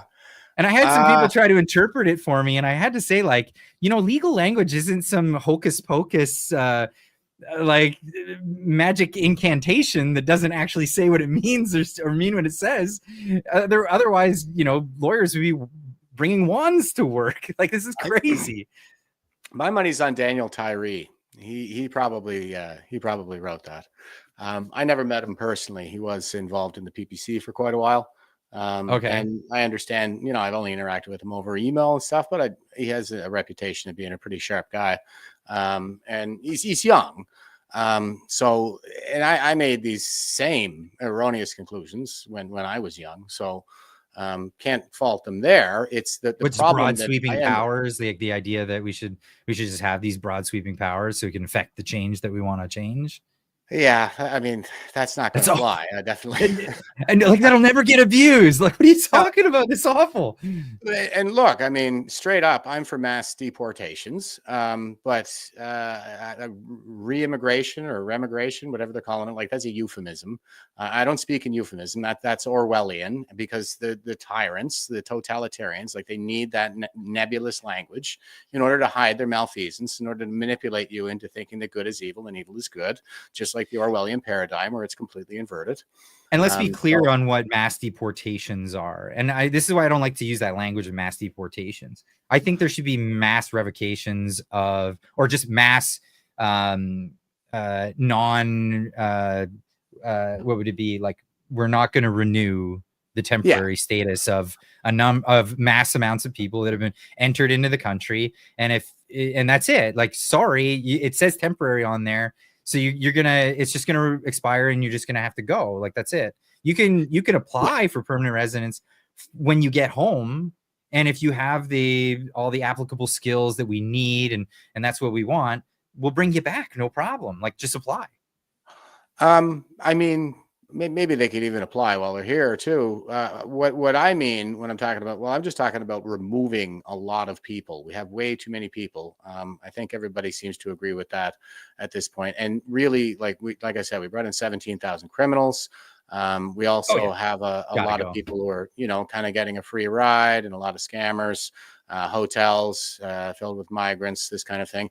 And frankly, yeah, I mean, we don't need any new laws though for any of that stuff. This is what I'm getting at. If we just with the laws that are on the book, we enforce them, and we said, wow, you've committed immigration fraud. Goodbye. Yes, you've done this. Goodbye. You're like, that's all it takes. You don't have to. We don't need sweeping new powers to do any of this stuff. We just need to enforce the stuff that already exists. That's it. Exactly. And you know what? What I was just going to say is, it's like, we could just turn off the money fire hose, and a lot of them would self-deport and go looking for another sucker somewhere else. And like you said, like, let these I would like let all of these temporary work permits and whoever's here temporarily, that's supposed to be here temporarily, like, we're going to let these things run out and expire. And if you get picked up, if you run into enforcement for whatever reason, and we find out that you're not supposed to be here, then you get deported. That's the way it's supposed to be. And I just wanted to go back to it being the way that it's supposed to be. And now what I see the woke right doing, because, they're not really woke right. They're just a bunch of snowflake millennials who self-identify as right wing. They love their identity politics. And so, you know, they go after the Indian population, and they go after, like, you know, people who have been living here for decades, Indians who are saying those other Indians need to go back. They're bringing the wrong people here right now. They need to go back to their backwater village or their criminal ghetto or whatever it is. Those are not the people that are supposed to be coming here. So yeah, they and I know some of them, and I know Sikhs who are telling me, like, those Sikhs are not supposed to be coming here. You're not supposed to be letting them in. You know, but even they, because they're of the same identity group, are now like targeted for this abuse to, you know, try to, I don't know what they're trying to do, run them out of here or something like that, or turn everybody against them or whatever. There's no nuance in any of this. And you know, it's so misguided, because those people, even the bad ones, even the criminals, like, criminals are going to be criminals, right? Like, that's just how it is everywhere in the world. And there's more criminals elsewhere in the world than there are here, and all this stuff. But certainly the government knows that. The government knows that criminals who are coming here to do crime. So it's kind of in the name. It's in the occupation. Yeah, I mean, and so this is the government's fault. Why are you directing all your hostility at these pawns when you should be going after the people that are actually doing this to all of us?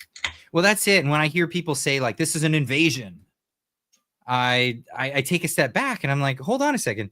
You can't call it an invasion when people were invited. Like, they were actually invited. That's a good point.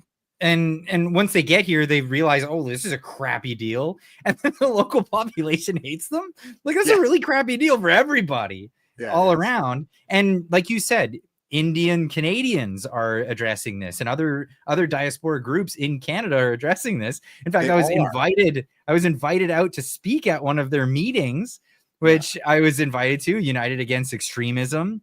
This is a national security conference put on by the Canada-India Foundation, and TAFSIC, which is a Jewish organization that's concerned about all the Palestinian protests that are coming into their neighborhoods and going to their places of worship and all this stuff. Of course, they're upset about this, and of course, they're interested in having other people talk about this. They're tired of just talking about amongst themselves. They invited myself, Jasmine Lane, Wyatt Claypool, Josh from Elevate Podcast. We all went out there. Daniel Boardman was there. It was fantastic. And what did we get? We got so much pushback from the woke right saying, how dare you talk to the Indians? Clyde's a sellout because he's being paid by Jews and Indians. It was like this like perfect storm for them, because these are the pariahs. And they're like, oh my God, the one guy who was with us is now against why? I'm not. I'm still telling the same story. I was invited to tell my story at this event. It's amazing to me. You know how sinister it really gets when the Jews are involved? My son converted to Judaism in university, probably to rebel against his atheist dad. You know, I don't really understand it, but whatever. He's a grown-ass man. So you know how hard that is to do? You don't just it's not like joining Scientology where they're like, come on in, or any of them. To become a Jew is like the hard. I think they have a rule. They have to turn you away at least 4 times before they'll say yes. I don't know, but something along those lines. I know it was a lot of work. It was a lot of work and a lot of study and a lot of these different rituals. And he's doing it all because he's trying to be a good man. That's what he's pursuing, is virtue. So, you know, I'm all good. Like, you know, I don't know. Do I expect him to be an atheist like me? I mean, maybe not really. Like, he's got to be his own man. So, but anyway, look, man, it's up to you. If you want to have your own spiritual journey in life, go for it. Like, I mean, everyone, we have the freedom to do that. Yeah, 1,000%. I've never discouraged it or anything like that. But anyway, the thing is, he's not a kid anymore, but he just had a baby there last December. So I was up for a visit, and here I am holding my Jewish grandson, and my son is sitting in the background. He happens to have his yarmulke on. And yeah, I put a picture of that on social media, and holy smokes, it was just like disgusting and absurd the way everybody came at me with this hatred and vitriol. And you're friends with a Jew. Your family's, it's unbelievable. What's wrong with it? Other PPC members, even candidates, telling the rest of PPC not to believe a word that comes out of my mouth, because look, here's a picture of him and there's a Jew in it. They didn't even know he was my son when they were saying that. That's how sinister it is. It's sick. It's absolutely sick. How does it come to be that grown ass people believe this stuff? Like in today's age, we have the benefit of hindsight, right? So like, I understand how the Bolsheviks, they got propagandized, even to the point where, the Germans, they got propagandized. They used the same piece of propaganda, by the way. They used the Protocols of the Elders of Zion. And for people that don't know what this is, Protocols of the Elders of Zion is this like script that apparently leaked out to the public of the 12 branches of Israel, and it was the 12 branches of the Jews, and they came together for this meeting, and it was the articles of the meeting, and it broke out like as if it had gotten out, and it's like this damning thing about how they're going to take over the world and all this stuff, and it was used as a piece of propaganda for the Bolshevik Revolution and then for the Nazi regime, and it's been used other places as well. And even to the point where Henry Ford, and I found this out later, Henry Ford was really into it. And he kept pressuring, because he was a millionaire at the time when a million was a big thing. And it's not anymore. But he would pressure the newspapers to cover this Protocols of the Elders and the Jewish conspiracy to take over the world. And they're like, nah, we're not gonna. And so he opened up his own paper called the Plymouth Times. And that's all they talked about was the Jews and how the Jews are taking over. And then somebody cracked it. Somebody found a Latvian novel that was like satire, where the Bolsheviks had ripped it right out of the pages. They didn't even edit it. And it's like word for word out of this novel. And it's a satire novel. And they used it as this propaganda. So now it's out. It's out that it's fake. It's not real. It didn't really occur. And even Henry Ford on his own newspaper publicly apologized for all of it and renounced his position on the Jews, and then proclaimed that he was friends with Jews and all this other stuff afterwards and for the rest of his life. But then nowadays we have the benefit of hindsight. We have the knowledge that it's all fake. How is it that people are still falling for this crap? Well, here's the easiest lesson to take from history. Jews make easy scapegoats during times of crisis. And we've had the pogroms for centuries, all over the world. And I call them residually woke, because they're not right wing. So the woke right, the residually woke, the woke, through their Marxist paradigm, have come to the conclusion that because Jews tend to occupy the tops of their fields and tend to be quite successful, if they're wealthier, per capita, then there must have been some wealth transfer. There must be an exploitation taking place between, the bourgeoisie Jewish class and the white man. The proletariat is the white man in this case. And that, we understand nowadays because all boats don't rise with the rising tide. It's not the way they look at it. They look at it if someone is getting wealthy, then everybody else is losing out.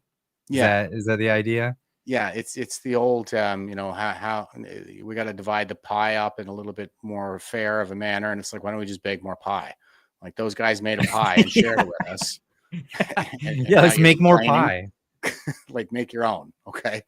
And the thing is that, they'll look to, you ever see that video where the guy's like, I like finding Jews and things.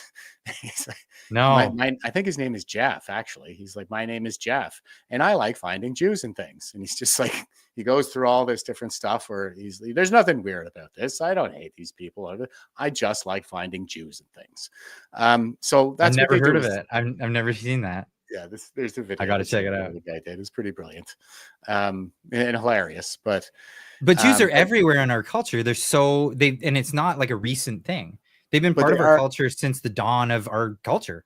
They are disproportionately wealthy, and they are disproportionately they occupy positions of power at disproportionate rates as well. So like that is true. So you have a correlation, but you haven't determined the causal factor. And so what they've done is they've leapt to the conclusion that it's the result of this nepotism, this manipulation, nefariousness, exploitation, all this stuff. When in fact, I mean, nobody's looking at the Nobel laureates and saying, hey, Jews, why did you steal all those Nobel Prizes from everybody else? Because they make up 22 to 28% of the Nobel Prizes when they're like 0.005% of the global population. There's only like 15 million of them, but they make up 22% of the Nobel Prizes overall and 28% in physics in particular. So they have the highest IQs. That's what it comes down to, is Ashkenazi Jews in particular have the highest IQs of any ethnicity. And, you know, there's a downside to that, of course. Other races have lower IQs, and, you know, it's not a fun thing to talk about, but blacks actually fall at the lower end of the spectrum. And, you know, I understand, like, that's not a reason to discriminate against anybody. I'm an individualist, and everybody gets treated, you know, on their own individual merit, and we don't discriminate on the basis of the group into which you were born, because you can't help how you're born. So I've read Thomas Douglas Sowell is Murray. brilliant. There's plenty of brilliant black guys out there, no doubt about it. So I've read Douglas Murray, and Douglas Murray, he wrote the bell curve, and he was who came to that data, right? So yeah. And he wrote in there, he said that, you know, it's a statistical anomaly, but in that it's one of these things, the bell curve has deviations in it, but the majority of people sit all within the middle. Like they all sit within the middle. So you just have like small groups on the edges of these deviations, and they're such a small percentage of the population that it's really not, it doesn't sway anything in any particular degree. And that was his assessment of what the findings were that he found, because you're looking at bell curves, and all the bell curves overlap, and most of the people right there in the middle. Now, what Thomas Sowell found when it came to Jewish people was more of a cultural thing. And let me explain it, because I like where he's going with this. And the way he explained why Jews do so well in society was the idea that, well, for one, especially at times of like racial tension, Jews were always seen as like an intermediary group. They always were able to speak the language. They were always able to, they were always educated, and were always able to deal with one race or the other. They didn't care. They actually didn't care. But they were never seen as like whites, for example, in like Jim Crow's America, segregated America. Whites and blacks could patronize a Jewish deli, but there would be like barriers on either other side of things, and they would benefit from that. And a lot of times they would do really well in the marketplace because of this. But what he says about them culturally is, when you have a group of people that have a certain stick-to-itiveness to them, they're like very, in-group preference, but then they also focus highly on education with their offspring, and they're always pushing them into keeping good relations with their spouses and keeping families together. Like, these are all markers, modern day markers of what will find you success in life. Yes. And they've just always done that. And that's been a tradition, where other groups might have like outliers or people falling apart, but always the people that use those outliers as a guide. Get your education, get married young, have children, have a family, stick together with your family, be a good father, be a good wife, be a good husband, that kind of thing. that always leads to success. And he says, because that group tends to culturally weigh those heavy, they benefit so much more from that. And that's what Thomas Sowell's general outlook on why Jews do so much better than other groups.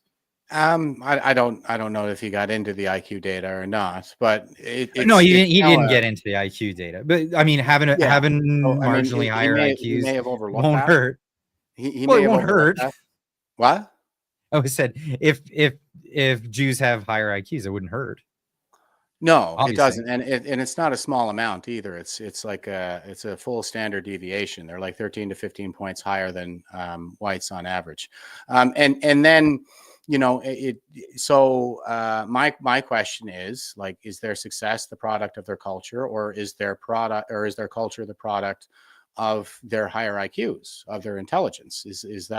I think you can't disconnect the two. And they were the culture that developed writing first in the Middle East, in that region of the world. They were far more advanced, much earlier, and probably started agriculture, if not, initially, then because that's the Garden of Eden story, right? Is the birth of agriculture, essentially, and it does seem to have taken place somewhere within the Fertile Crescent, which would have been Jewish territory around that time, all along. The Tigris, the Euphrates, and all the way back out to Egypt. I don't think that there were ever really slaves in Egypt. That appears to be, like, there's a lot of spin, even in those narratives. But I don't know. Moses is like an ancient Egyptian for son of, as in he's the son of nobility. And what you're probably seeing is more like a balkanization taking place with different factions breaking off. Most being left in Egypt, and the people of Moses moving into the promised land, into Israel and all this. So I could give you a completely so this is what comes out of this kind of rhetoric, like right in the chat right now. Someone's saying Jews are high IQ, that's why they have to rule over the rest of us stupid goyim. Like, that's not how economies work. That's not how this stuff works at all, in fact. Well, and they don't seem to be shy about talking about the IQ question when it comes to the Indians, for example. They're constantly talking about how India has an average IQ of about 76. So not great, definitely not, and probably had a lot to do with why they had the caste system in the first place. Because there are, like, a lot of tribes. There are different, ethnicities within India. And some of these tribes are still pretty backward and pretty low IQ. You look at the IQ heat map of the world, and you overlay that with rates of violence, and it's a match. It's a pretty strong overlap, a pretty strong correlation. The sub-Saharan African continent has an average IQ of about 70, and it's got to be the bloodiest place in the world. So there's that. I think that this explains quite a bit, actually. I mean, even the prison population average IQ in North America is about 85. That's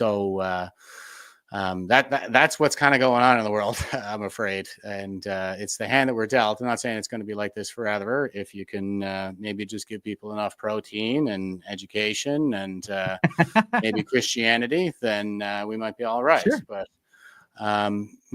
it's an intergenerational long-term project. That's noble of you to say, from someone who claims to be an atheist, to give them Christianity. Yeah, because it has probably been a saving grace for the world, I think. Yeah. I'd say so. I'm largely agnostic, but I was raised Christian, and I like Christian values. I absolutely do. And I'm not religious. I'm just not a religious guy. That's about where I'm at. But no, but I find that like Christianity really, I think it promotes. There's so much fixation on the suffering of the Christ that I think it kind of promotes this kind of compassion first, where there's a lot of misguided takes on it too. Mother Teresa was odious in my view, because she would actually prolong the suffering of people in order to be closer to Christ, because she wanted to feel that suffering. And it's like, oh God, you're a sadist. But no, this idea that there's this fixation on suffering and that other people suffer like that, and that we should, extend compassion toward them, it gets pretty dark in my analysis where some of these myths actually come from. Sorry if you don't like that word, but I think they're more. They're kind of like there's some history there. The stories are broadly kind of truly describing events, but there's a lot of metaphor, hyperbole. We hadn't quite parsed out the different disciplines, so it's not just history in the modern historical methodological sense. It's there's literature, and there's myth, and there's poetry, and there's everything's still kind of all wrapped together. We hadn't quite parsed it all out into disciplines yet. Well, keeping with the theme of the show here, we're talking about the woke right. One of the priests in the chat tonight, we've got Rachel Gilmore jumping in with a $10 super chat saying, Jews indeed have a high in-group preference, Clyde. Great point. Are white Canadians allowed to have in-group preference within their own country, for example? And this is where I always laugh at this whole idea of like a white in-group preference, because look back on history, even just in Canada. We have a history of Scottish, English heritage, maybe French in some areas, and throughout history, there's been big groups of other whites from Europe coming over, and there's been massive hatred on those other groups of whites that have come over, and then eventually they get grouped in with the rest of the whites, and then intermingle, and then it's all just one amalgamous group. Or it's not, or it is. It just depends on how convenient it is for individuals at any given moment. So, I mean, I still remember when Italians were called wops, and I still remember when Spaniards were called spics, and let's even get into the anthropology of the Arabic influence in Spain over certain caliphates that occurred through history. Are Turks, are they European? They're kind of European. They're part of it. Greek people, are they kind of European? It depends on who you talk to. And it's this whole thing of like, where do you say whites are whites, and what's the white heritage? What is a white lineage, and what is a white diaspora? Like, well, I don't care either, but it's funny when people put so much importance to it that it's like, well, that's where we are. We're so you can't like define the white thing, you know what I mean? Well, and then go ahead. I just think that the tribalism is something for humanity to overcome. And I think that we've been doing a really great job of that. The Europeans kind of leading the way in terms of ethnic integration, because it was war torn and just nonstop for centuries. And so we've been kind of leading the way in this, the overcoming of the tribalism part of it. We're way ahead of everybody else, but like, why would we want to regress from that? Because the more we balkanize, like the more conflict and war you're going to see, just like it used to be on the European continent. So, I don't think that represents progress. And when it comes to the in-group preference, that is natural. That like morality doesn't really come naturally to humans. We actually have more like an in-group preference coupled with an out-group hostility. That's tribalism in a nutshell. Outsiders, they represent threats, competition for resources, mates, potential carriers of disease.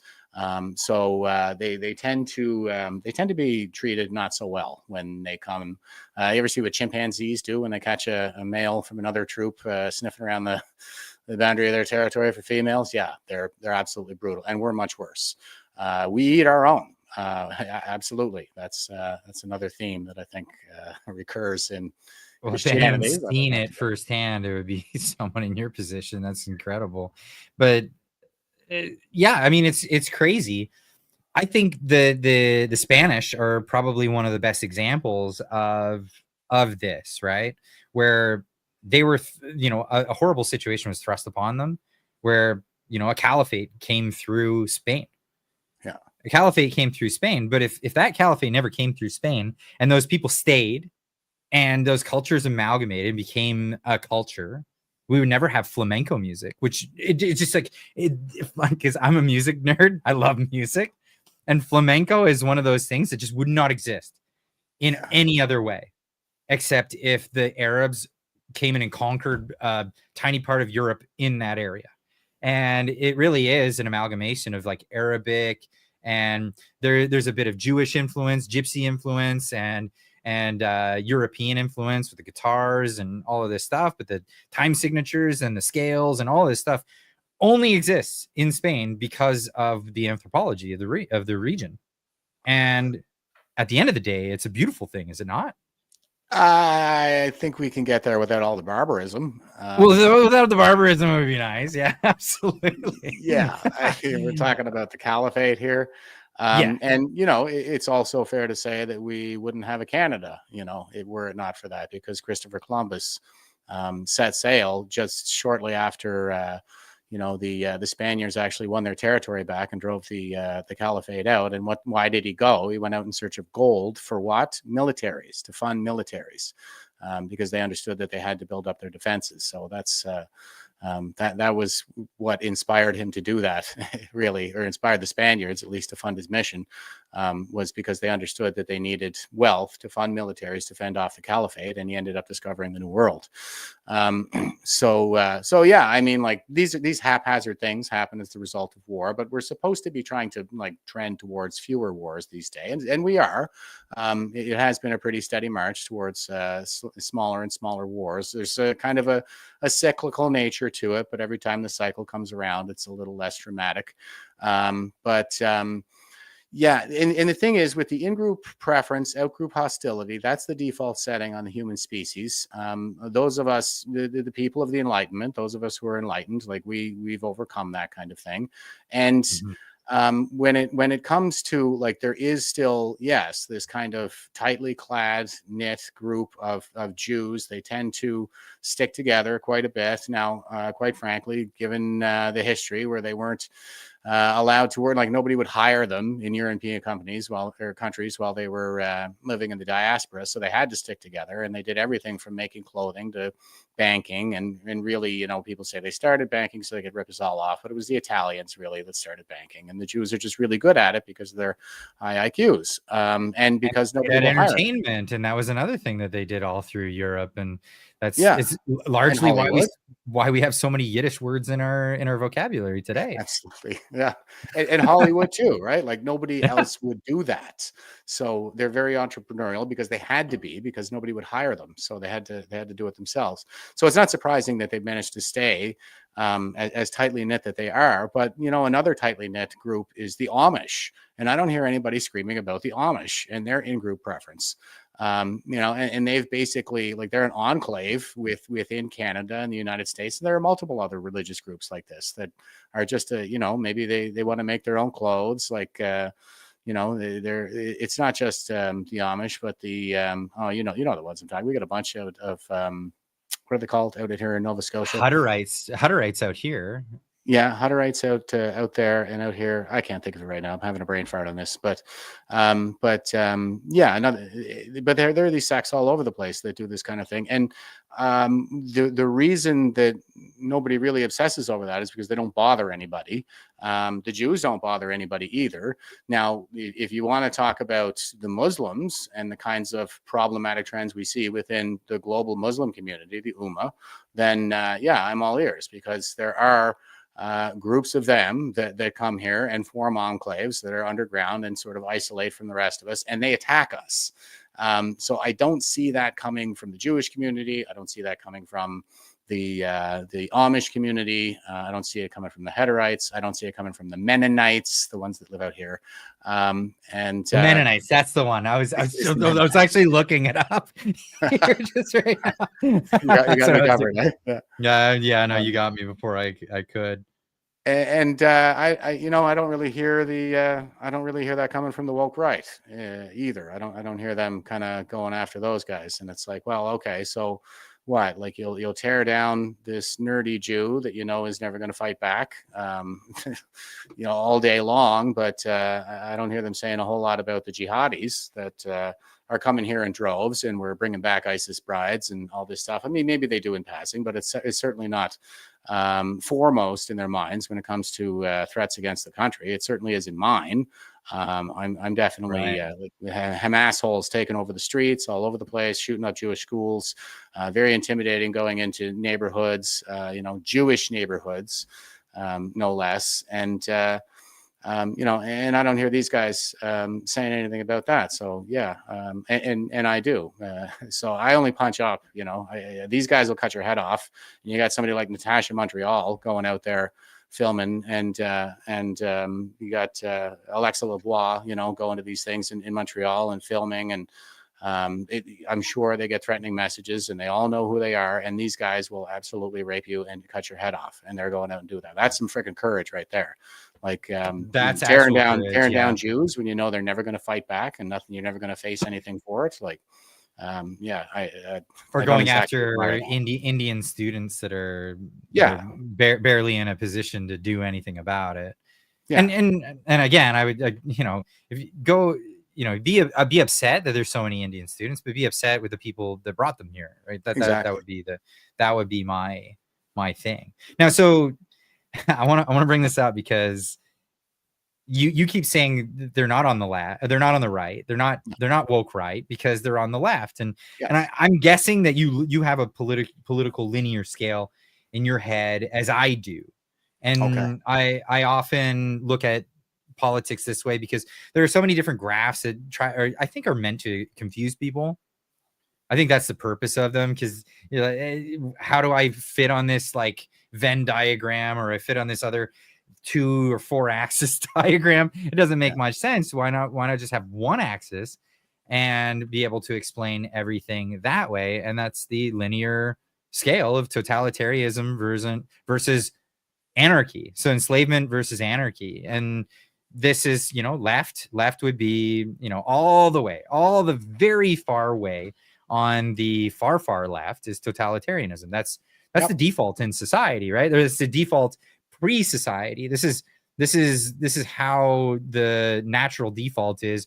You've got the big one with the big stick, and he's gonna go bonk. You listen to the big stick bonker. I think that's why Negan from the Walking Dead was such a popular character, because it talks to our most basic thoughts on power and how an organization of society. But as you move right from that, then you get into organization where you have totalitarian rule, like communism, you have socialism, fascism. These are all very left of center ideologies that are more in the big government, totalitarian, lots of government in your life, controlling your economics, controlling your social lives, all of this stuff.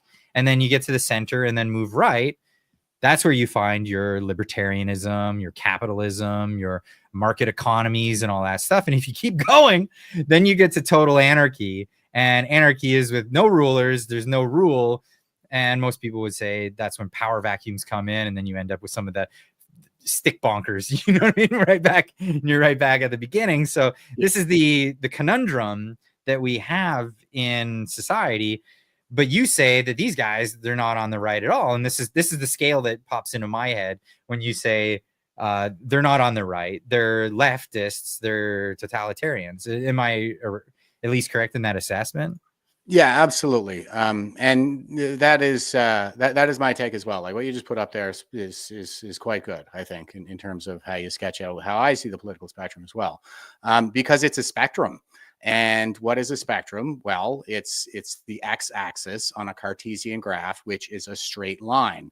Now, guys like James Lindsay, who's constantly stealing my ideas, because you're just telepathy. He's got it. I like James Lindsay. He's fantastic. I've heard a lot of bad things about him on the internet recently because I've been speaking out against the woke right. They don't like him because he coined that term, right? No, I think he stole it. Actually, he says himself that he didn't. I can't remember who actually came up with woke right, but he adopted it. And I was actually like working on this concept. I'm sure there's video out there. We did a whole Service to Solutions conference in Red Deer, Alberta, with Veterans for Freedom there last June, and that was something that we talked about. I was like, I have this concept that I'm developing. It's residual wokeness. That's what I see happening all over the freedom movement, is people engaged in this witch hunting constantly, like they're a bunch of snowflakes, because that's what they are. And they get triggered, and they get triggered. They witch hunt. They lead with that sense of victimhood and grievance. Oh, how could you disagree with me? My feelings. It's all feelings based. None of it is very cerebral. And those are all very natural constituents of the left. James Lindsay, who steals my ideas, he's still under the horseshoe theory delusion. I think that's left-wing propaganda. So this is what I was taught in school too, is like the political spectrum. When you get out towards the end, they bend back, left and right bend back toward totalitarianism, authoritarianism, this kind of thing. And that is the thing about a spectrum. Like I said, it's the x-axis on a Cartesian graph. It's a straight line. It doesn't bend because it's straight. It's one-dimensional. By definition, it cannot bend. That's how a spectrum works. James is a mathmatician, for crying out loud.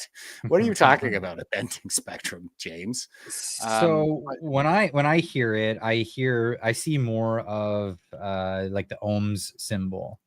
Yeah. And I'll pop it up so people can see I can illustrate what I'm talking about, because not everybody knows what ohms is. I don't know. I have to do electrical for work, so ohms is this, right? So the idea being that so center would be here, and you go left, and you go too far left, and you end up totalitarian, and you go too far right, and you end up totalitarian, right? And that's it. So the baseline is totalitarianism, and then centrist is here. But it's funny that like you go more government, more, and then it's total government. But this way, it's like less total. I don't get that. Yeah, so doesn't make sense. It's just a way of other people explaining it. I don't agree necessarily with it, but I get it. I find it to be an incoherent explanation, and it never really. It never made sense to me. Even when they were teaching me, like my first political science course, when I was in grade 12 or something like that, and they were saying, yeah, it bends around and they become authoritarian in the middle. I'm like, how does that work? And then I guess I just assumed that at some point in a future course that we would, parse all that out, but it never came. And now I'm looking at it. I would recommend Dinesh D'Souza's book, The Big Lie, because that is the theme. He's like, the big lie is that fascism... The switch, how everything switched. Is that the big lie that he's talking about? No, the big lie is that Nazism is right wing. Oh, okay. Because he did another book or documentary, and it was about the switch with the Democrats becoming going from the racists to the Republicans suddenly becoming the racists. That was a thing that happened. The Democrats.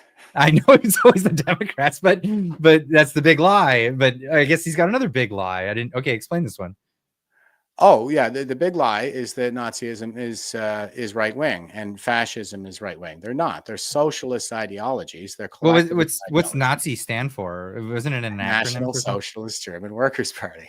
It's National Sozialista in German, and they called them Nazis for short initially, mockingly, and then they just kind of leaned into it, and it became their adopted nickname. So where did the right wing come out of that? When did that ever happen? They're only to the right if you're a communist, and that's what's happening. Is there are all these incestuous cousins within the socialist family who are squabbling over the inheritance, of who gets to take up the mantle, and so the communists fight the fascists all the time, but they're all socialists. So this is another theme that's been coming up recently, and that's the idea that there's like this revisionist history that they're a lot of these guys, same guys, are going through, and they're going, it turns out the funny mustache man, not Charlie Chaplin, but that guy wasn't so bad. That's what they're saying. Like, where's that come Two from? ethnically German people. He was really good to those guys. Yeah, in a lot of ways. Yeah, I mean, I know what you mean. They'll point to things like social programs and community organizations and stuff like this. They got the economy going again, the juggernaut of a military and all this stuff. Like, yeah, certainly. He did all those things, but did he do them for the right reason? Because he invaded 5 countries and tried to wipe out the Jews. So you can't just kind of wash all that away. Wow. Because he showed a really strong in-group preference. He showed a really strong in-group preference and a really strong out-group hostility. It was ultimately tribalistic, and it almost destroyed the damn continent. The whole continent. Yes. It got other continents involved in that same conflict. The world. The world.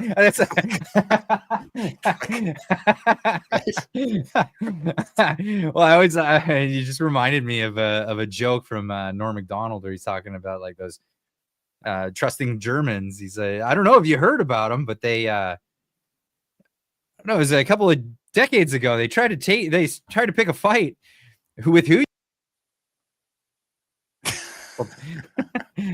Wow, crazy. Yeah. I'll tell you, here's an interesting point on that too. Haj Amin al-Husseini, if you've never heard of that guy, he's probably the guy who first suggested the final solution to Hitler in the fall, I think November of 1941. And by about January 1942, they had it written down. He was the Grand Mufti of Jerusalem. Apparently, initially what was happening was the Jews were being deported to the Holy Land. Like, there was the work camps and stuff like this. And I'm sure, like, the firing squads, I get so sick of hearing this nonsense about Zyklon B. I'm like, what about the firing squads, guys? Most of them died by firing squads, Zyklon B or not.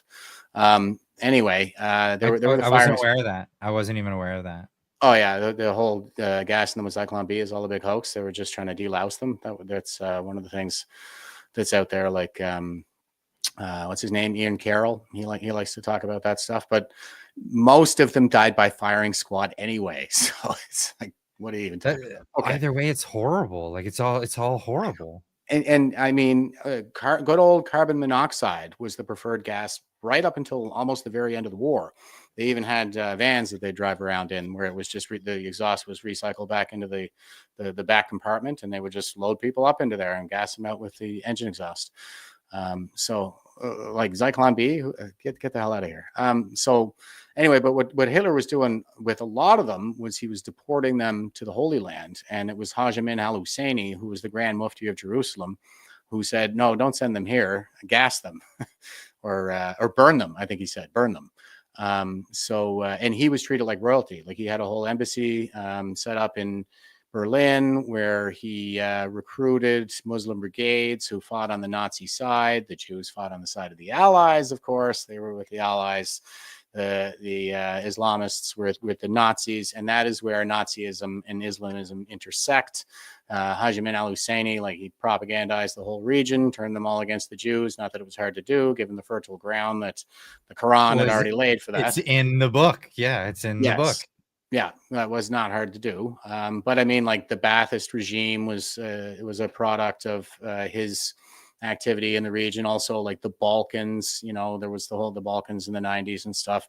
Muslim brigades there still paid homage to Haj Amin al-Husseini as their forefather. Like, he's the OG of Islamo-Nazism. And a lot of what's happening in the Middle East today is still his legacy. Man, why can't when we said never again, we thought that was it's the same war.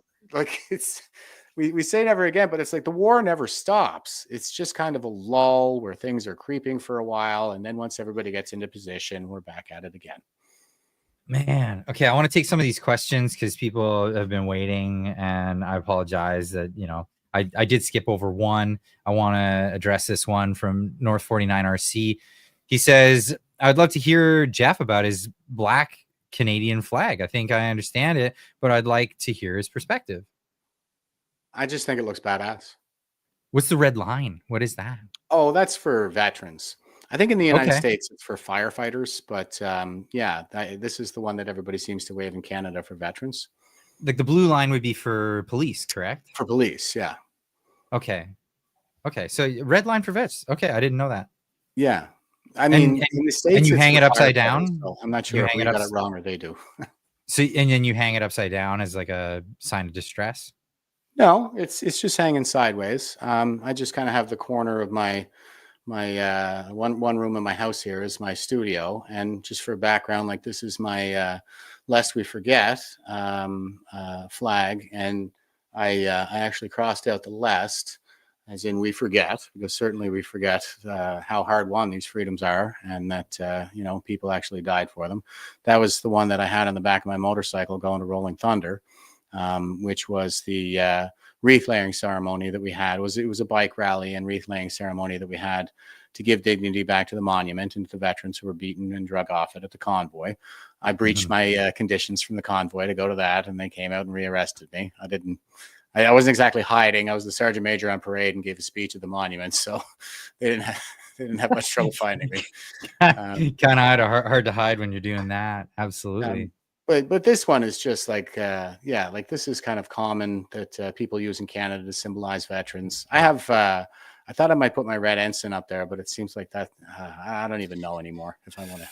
But yeah, you see, like this guy gave me a red ensign when I was at the convoy, and I happen to really like the red ensign, but now it's like it's been co-opted or something, and I wouldn't want anybody making the mistake of thinking that I'm woke, because I'm not. Well, that's it. Bobby says your warm beer is a sign of distress, Clyde. No, I got cold beers. Get yourself. I don't even. Should I even say what brand? I'm not saying what brand of koozie this is. They're great, and I've got 2 wee ones that come by at a Buttons Click. They come and bring me cold ones, so no worries there. We got more here. Jilly Bean saying, "Golden rule: do unto others as you'd have them do unto you." I live by that. I absolutely live by that. And then I do live a little bit by the when somebody does unto you, do right back unto them. Yeah. Sometimes I do that. I'm not gonna lie. I mean, I think most of us do a bit of that, but I try to keep that at a. I'm more of a platinum rule guy. It's like just What's treat the others. platinum rule? Treat others how they ought to be treated. Like I would not do unto Russell Williams how I would like do unto me. I think he should probably stay locked up, and that's not how I would do unto me. So yeah, I'm a big advocate for the platinum rule. Treat others how they ought to be treated. Rachel Gilmore jumping in, just loving giving us money tonight, saying, so why is Heritage Canadians standing up for Heritage Canadians woke right?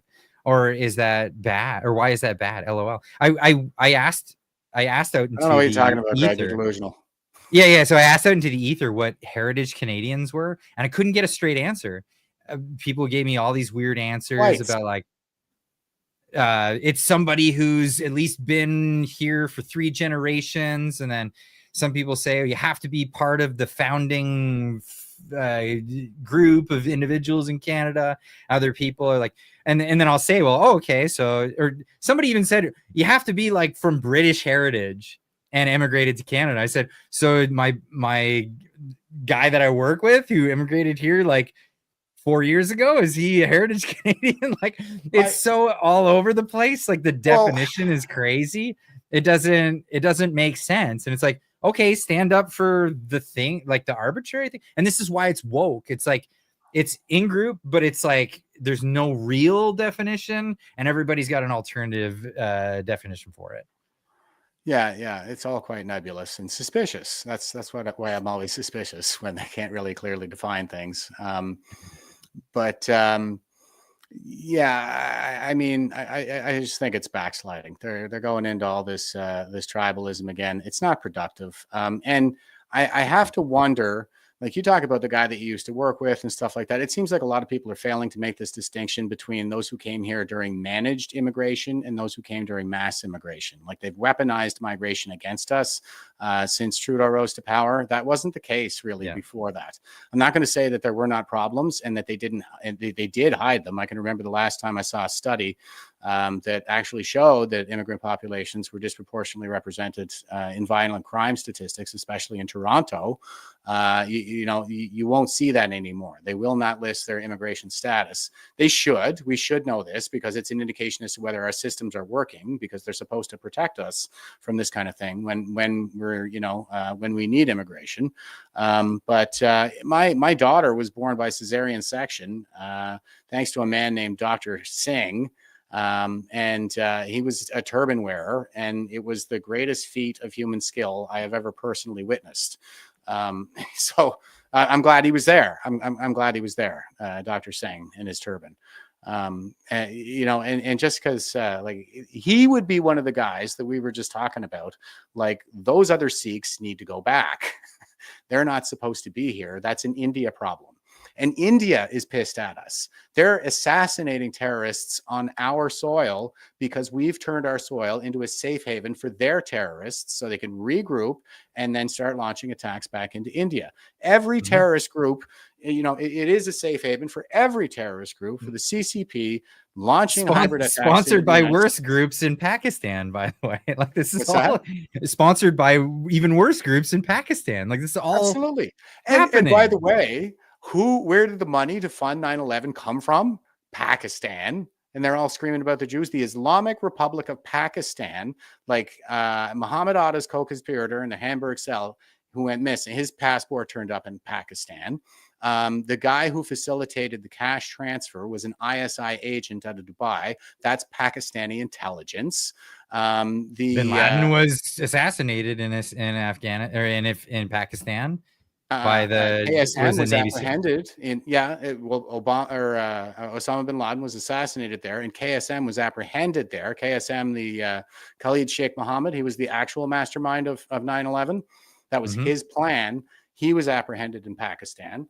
Like, and everybody's screaming about Israel. Why? I mean, I know why. It's because there's a bunch of stupid videos on the internet, but you're not going to find like an intelligence report or a think tank report or anything like that. That's serious. People don't take this crap seriously at the end of the day. Fair enough. Tamara Litch jumping in the chat here saying, Jeff is a veteran and a hero. Big thanks to him for bringing awareness to this insanity that is happening in Canada. Absolutely. Thank you so much, Tamara. Thank you, Tamara. Yeah. And this is why I wanted to bring you on, Jeff. High praise, man. That's high praise. It's just like the knowledge base that you have. Like I'm grilling you on all these things. You are on top of it. You're 10 steps ahead of me on a ton of these things. And I'm so glad for it because, I got this hunch a while ago and I'm like, this is weird. Is anybody noticing this? And a lot of people are saying, nope, don't know what you're talking about. Don't know. And I threw it past you and you're like, let me tell you all about it. Let's talk. Well, I'll tell you a couple more things about it, reasons to be concerned, because it's the exact same op that CSIS ran back in the 90s, by the way, called Heritage Front, where they used an agent by the name of... I'm reading the book right now. Yeah, this is Race Trader by Eliza Hadigan, but I'll let you explain the story because holy crap, this actually happened and it was funded by our own government. Yeah. CSIS ran an op where they had a guy named Grant Bristow found a white nationalist movement called Heritage Front, who eventually he led to a riot on Parliament Hill, and then became Preston Manning's head of security for a major rally in Mississauga. They basically built this guy up as the white nationalist of Canada so they could put him right next to Preston Manning in order to associate the Reform Party with white nationalism. And what do we see happening right now? What are they all going after? The PPC. Now, some of that is natural because Isn't it weird that like Jeremy McKenzie and all these guys are posing with Pierre Poilievre? They made a thing out of doing that. There's a lot of pictures. That's for sure. Pictures. And I always found it weird that they always want to pose with a picture. They always want, or they want to get the flag out, pose with me in this picture, and I see that a lot. And I mean, I bring up Jeremy McKenzie, but like, I mean, the guy threatened me and my wife, so I don't care. I'm just gonna say whatever I want.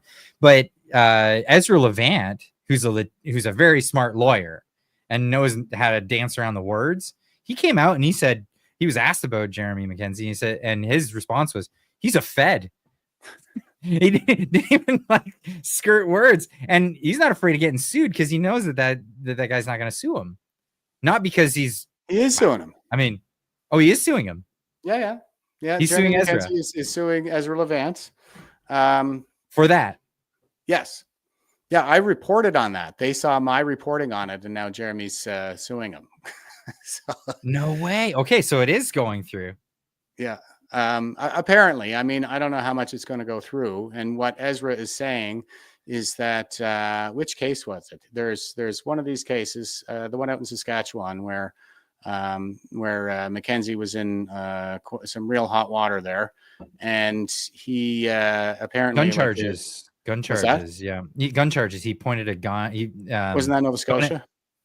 No, that was in it was in the prairie somewhere, and he allegedly got into a tiff with a friend, and then he pulled a gun and pointed it in his face or something. That's what I'm hearing.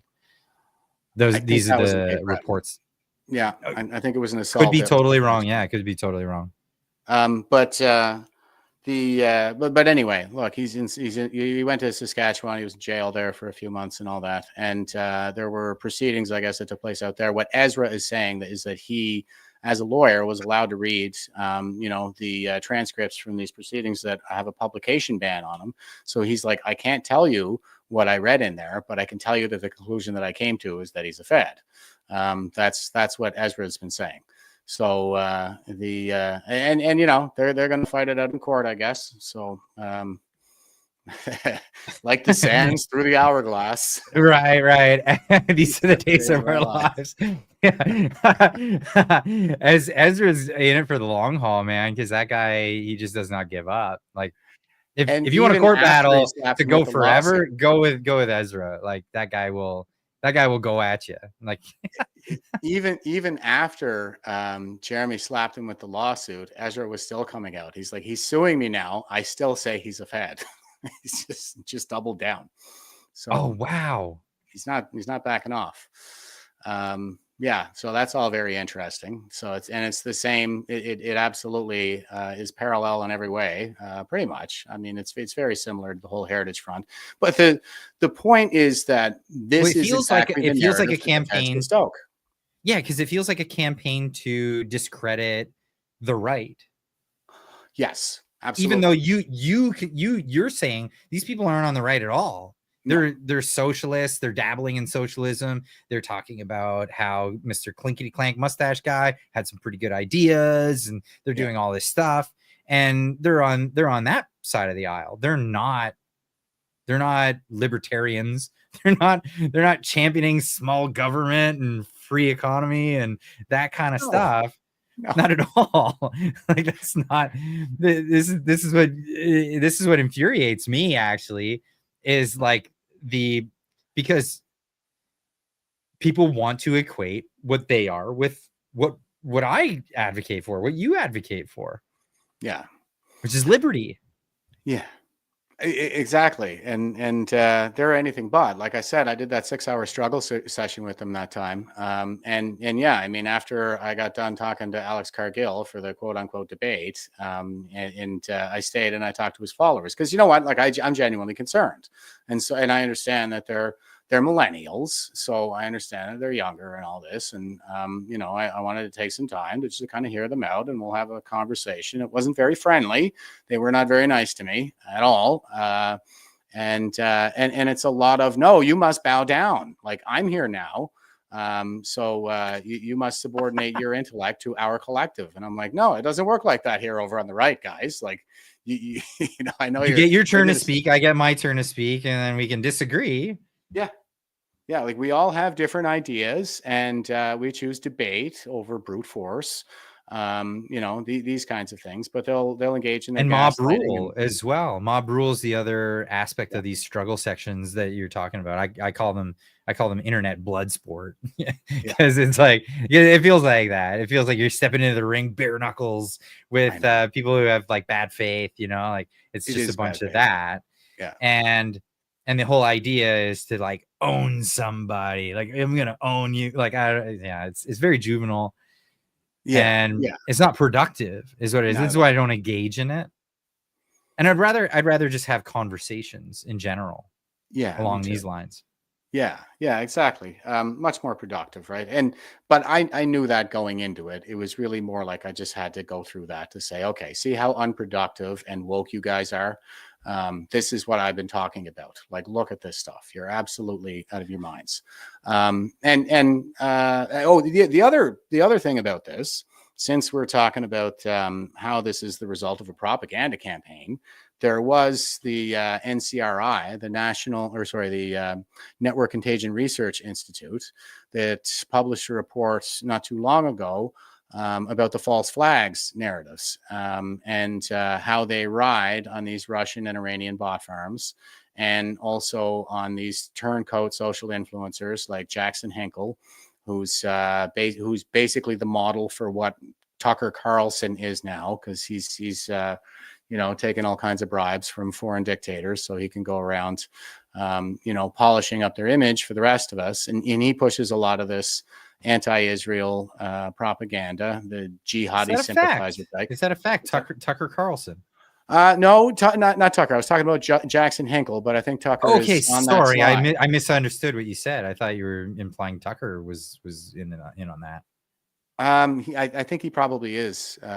He's at least under the influence, if not getting boatloads of cash from Qataris, Saudi Arabians, that kind of thing. Because he does seem to be trying to polish up that image quite a bit, and he's already spent decades expressing the kind of concerns that I have around mass immigration, particularly from the Muslim world.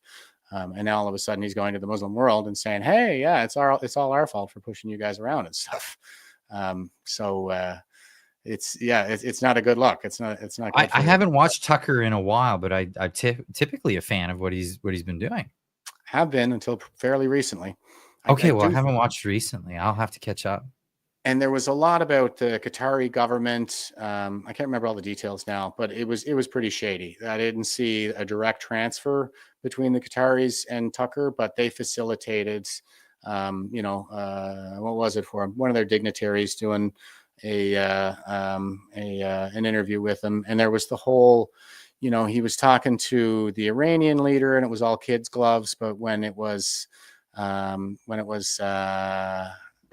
Ted Cruz, he absolutely went at him like with a hatchet. He didn't know the population of Iran, so Tucker just kind of, sat there going, "You don't know the population," and stuff like this. So he was. Why would he? I mean, well. It's kind of I don't know. It's disappointing that he wasn't ready to answer that question or anything. But is it critical really for him to know that it's 92 million? Probably not. But yeah, he'll make a really big deal out of that. But when it's like the Iranian leader, when it's Vladimir Putin, when it's any number of our foreign adversaries, he gives them a pass. He gives them the kid gloves. So that's concerning. I've heard my criticism of Tucker. I generally like Tucker. Like I like what he does. I like the things that he's saying. I'll have to look into that. But I've heard other criticisms. I know James Lindsay criticizes Tucker, but I generally I like where he's going. But I don't know any of that. Yeah. I have historically. I've always thought that, but since he's done the podcast and he's kind of been out on his own, I don't know what's going on. He seems to have kind of gone in a different direction with some of the stuff.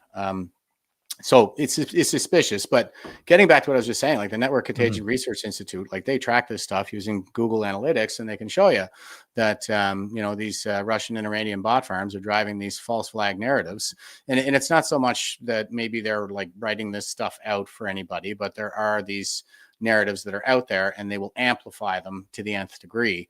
And so that's why you see this stuff being driven so hard on X. And of course, This is what they're calling 5th generational warfare, or is it 6th generation? This is like the new modern warfare, where they're using propaganda, social media, this kind of thing, right? It's always been there. I don't know, that it's another one of those terms. Like Sun Tzu said in The Art of War, written in 5th century BC, that all warfare is based on deception. It's always been it's always been there. And really, like the strategy he describes is broadly what we're going through right now, where you capture the state, turn the state against the people will turn against the state. You pit all the different ethnicities, religious groups off one another, and we'll implode in a state of civil war, and they'll just kind of come in and impose whatever solution they want to on the rest of us, because we're clearly not capable of governing ourselves.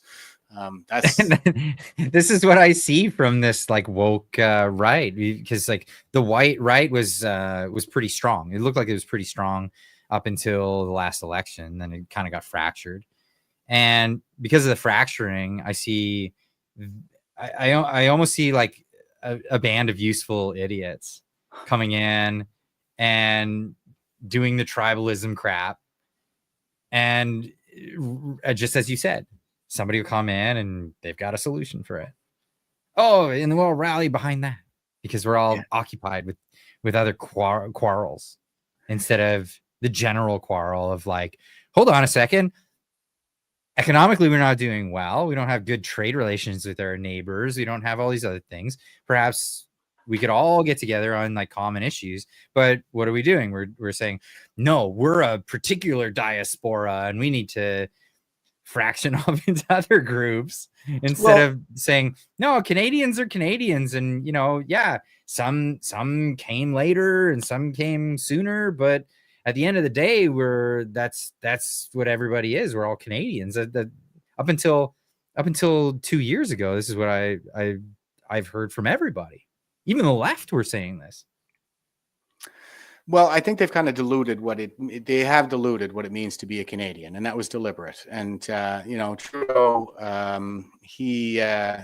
Canadian is a Canadian is a Canadian was the debate line around and Omar Cotter, Canadian is a Canadian, a Canadian. So I think they have diluted what it means to be a Canadian. And for me, it's about the ideas, it's about the values, the Enlightenment, and we've kind of like taken that broadly and tweaked it to particularly North American, mostly British heritage. I mean, at least especially in terms of common law and all that stuff.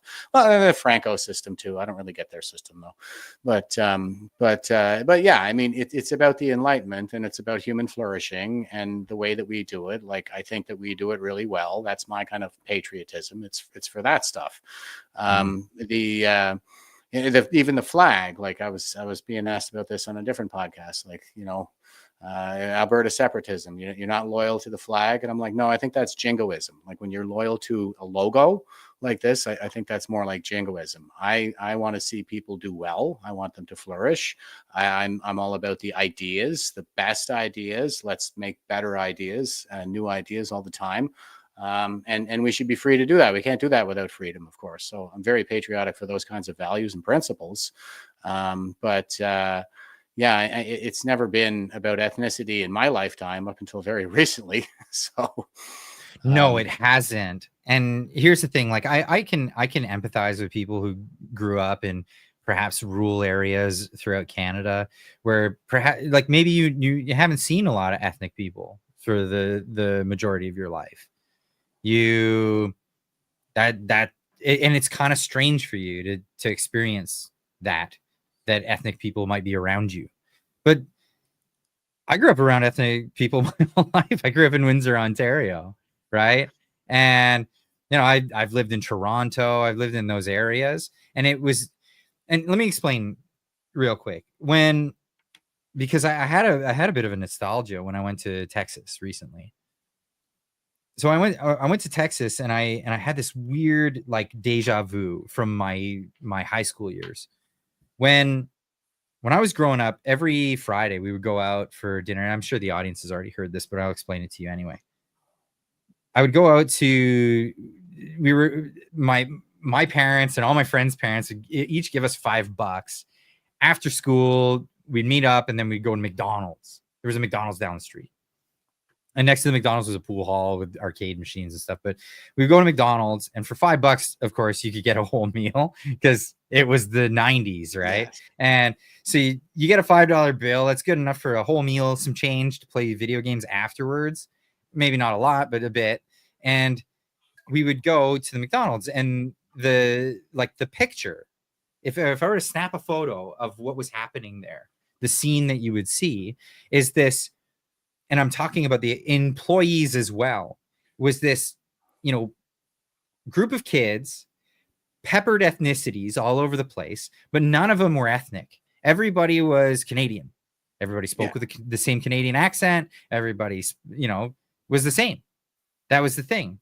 And even the staff were like kids that I went to school with. And that was like normal. And you'd have some lady who was like the manager who probably was a housewife, and her kids grew up and she's like, I'm going to go get a job because I'm bored, that kind of thing. And that was the scene. We don't have that anymore. That's not the scene anymore. But I went to Texas and I experienced this recently. When I was there, I went for a tour around. We went to Dallas, Fort Worth, Austin, Houston, all these different places. And people are like, you got to go to these different fast food places because I'm a food junkie. But they're like, the fast food's awesome. Like, go In-N-Out, Whataburger, do all these things. Like, it's not impressive food, but it's just like, okay, go do the thing. And I went and I would go to these places and it was the same deal. It was peppered ethnicity, but everybody was American. Yeah. Everybody spoke with American accents. It was no big deal. And then race isn't even an issue at that point. For some people, it could be. No. And for those people, go fuck yourself. Like I honestly, but it was never an issue. And I grew up with this, but I get it. Like, some people might feel out of place. Like, that might be strange for somebody that didn't grow up with that. But dude, time goes by and things change. Sorry, you just have to get used to things. I don't know. Maybe there's something to be said about that.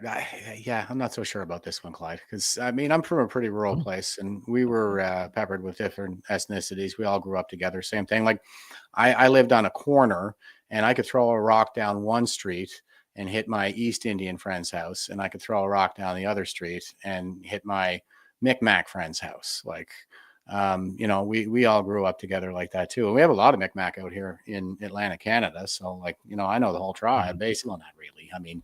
But yeah, we all kind of went to the same high school. We didn't exactly get along in high school because things were pretty tribal. For a few months, it is what it is. Yeah. There, but that's you're talking between the and they were all carpooling together, like a couple of years after graduation. So whatever, it's just adolescence. But yeah, like I did, that was kind of how I grew up too. And what I'm seeing right now in Canada is that a lot of this backlash, like the white lash or whatever is happening in the cities. It's happening where, like, and it is the result of mass immigration, right? Absolutely. Yeah. And what I'm seeing is a separate class of individuals. And this bothers me.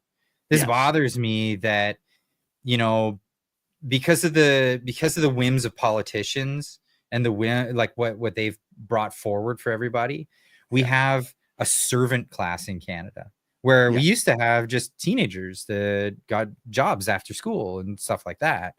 But now we have a servant class, and that's not right. No, it's absolutely not right. And it's okay to look at that and go, holy crap, this is crazy. But to only look at it from one side and not look at it from both sides and say, like, holy shit, we have a servant class, and the UN is even saying that this is like modern day slavery. What the hell happened, Canada? Yeah. Well, the Trudeau regime happened for sure. Took the gates off and let the barbarians in. That's what always happens, by the way. The barbarians never sacked a Roman city. It was always the case that the gates were held open for them. And we're clearly not learning the lessons of history. Replacement migration doesn't work. Like, we go through these population booms and busts, just like economic booms and busts. And that's what ends up happening, is that after we have a boom, they produce smaller and smaller generations. And so that replacement migration becomes very attractive, because they don't have a labor force to support the boomer generation like we have right now, going into retirement. And that was the choice that was before the country in the late Harper years, when Harper was trying to cover off all the unfunded liabilities of the public pensions. Massive issue in Canada. My pension got restructured so that the new terms of service in Canada for the Canadian Forces, you sign a 25-year contract before you're pensionable instead of a 20-year contract. I was one of the last guys to stay on that 20-year contract. I never signed the 25. I turned down my commission twice because they kept saying, we'll make you an officer if you sign the new terms of service. And I was like, you're going to add 5 years to my sentence. I'm giving you a free officer, and I owe you 5 years. That's not a good deal. But no, and that's a good thing to bring up, because like, this is one thing that's never addressed by the woke right is the social safety net. Because the whole reason why the government is bringing in these people is to continue a Ponzi scheme that is set up to, pay for the retirement of the people that are getting paid, has to be paid for by new tax base. Well, we have diminishing returns on amount of people in the country. And meanwhile, and this is the biggest irony, and even in the darkest situations, you'll always find a sense of humor, but the people most fervent about not bringing new people in and talking about replacement theory are mostly single men with no outlook for having children in their own lives, and the most fervent voices are all childless and with no commitments to a spouse. Like that's pretty damning, if you ask me. It's also a recipe for disaster. China's in a similar situation because of their one-child policy, where they have way too many single men. And it's a big part of the reason why they're on such a war footing, because that's what happens in situations like that historically, is that you go to war when you have too many men. And not enough brides. They tend to invade countries and take brides, just like chimpanzees do. It's destabilizing to a society. And it seems like every matter of public policy nowadays is driving us toward greater and greater destabilization. And with the pension, with the Canada pension, so I mentioned how they restructured my pension, but when it came to restructuring the Canada pension, the answer to cover the unfunded liabilities, which are over $1 trillion right now, over $1 trillion, they don't know how they're going to pay that. Now, they don't put that in the report to Parliament. They have some kind of fancy math that they do. They say that it's all going to be okay. But a lot of times when they're saying it's all going to be okay, they're like, we're still good out till about 20 years. And I'm like, okay, so when somebody my age needs it, it's not going to be there. That's what you're telling me. And that $1 trillion in unfunded liabilities, the solution to covering that off was to raise the retirement age from 65 to 67. That's what Harper wanted to do. But then, the country went berserk, and there were people painting Harper flailing arms at every sign and every intersection. And it was unbelievable. So the alternative context though is that when the pension plan was introduced, life expectancy was way lower than it is today. Yeah. And it wasn't expected that you were going to go from 65 to 100. Yeah. You were expected to go from 65 to maybe 75. Yeah. And now it's like 85, 95. And the taxpayer has to pay for this. Like, this is, it doesn't come for free. We're not just, and people want to think you could just print their way out of this. That's worse. And just so we're being perfectly clear, it's it's not our taxes that fund the Canada pension plan. That's separate from our taxes. But what's really interesting about it, but if there was any shortfall, Where would that That come has from? happened. Actually, I think we've actually dipped into the fund a couple of times to cover off our shortfalls on the tax side. That was part of why they restructured it in the 90s. And ever since they restructured it, the unfunded liabilities have been going up and up and up and up and up. And now they're over $1 trillion. And a big part of restructuring in the 90s was to cover off the boomer generation. So they're retiring now, they're covered off, but the rest of us are left with that $1 trillion in unfunded liabilities. And the solution to covering that off, as opposed to raising retirement age by 2 years, was mass immigration. So that is what produces the appetite. And again, and it is to fill a labor force. This is something that's been going on longer than we've had pensions, like I mentioned. But it doesn't work. Like, they tried to fill the ranks of the military in Rome with the Gauls after they went to war with them.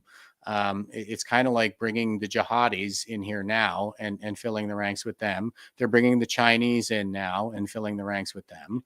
A lot of the Indians, I don't really think that they're adversarial. I think we should be trying to pull them closer as an ally. They have been a great ally until we started harboring their terrorists. And they're in a key strategic position in the world, bordering China and Pakistan. They understand the global communist threat. They understand the global jihadi threat. They're excellent allies for us to have. They're capitalists. They're great economic partners as well. I mean, the amount of lentils that we sell to them every year is fantastic, and our farmers absolutely love it. I mean, we shouldn't be burning bridges with them. It's awful what we're doing. I know. And they should be. We have every reason to be allies with them too. But our own government has polarized us against them. Our own CCP captured government, by the way. Carney is clearly China's man. Like, he was over there getting permission to be our prime minister at that business tycoon meeting that they had just in the previous spring. Before the election, and he was getting rich with Brookfield and China Investment Corp. Through with the corner in the green technology market. They basically handed them, Brookfield, a massive property there in Japan. It was a big building that nobody else bid on. It was just Brookfield. They bid on it, apparently. So they got a pretty sweetheart deal. So yeah, and all of the economic incentives, all of Carney's economic incentives align against us and with China. And he seems to be doing a wonderful job of polarizing against us, against all of our natural allies in the world. The United States, of all people, there's never been two closer allies than Canada and the United States in the history of the world. Never. Polarizing us against them. You saw Carney folded today, right? Oh, on the tariffs? Yeah. We lost, not only that, like, he folded and he said, a reporter was like, "Oh, so you're like elbows up. You were elbows up before. Why are your elbows down now? Shouldn't you be? Why are you trying to, sweeten up the best of a bad deal or something like that?" And he's like, "No, let me categorically correct you. This is not a bad deal."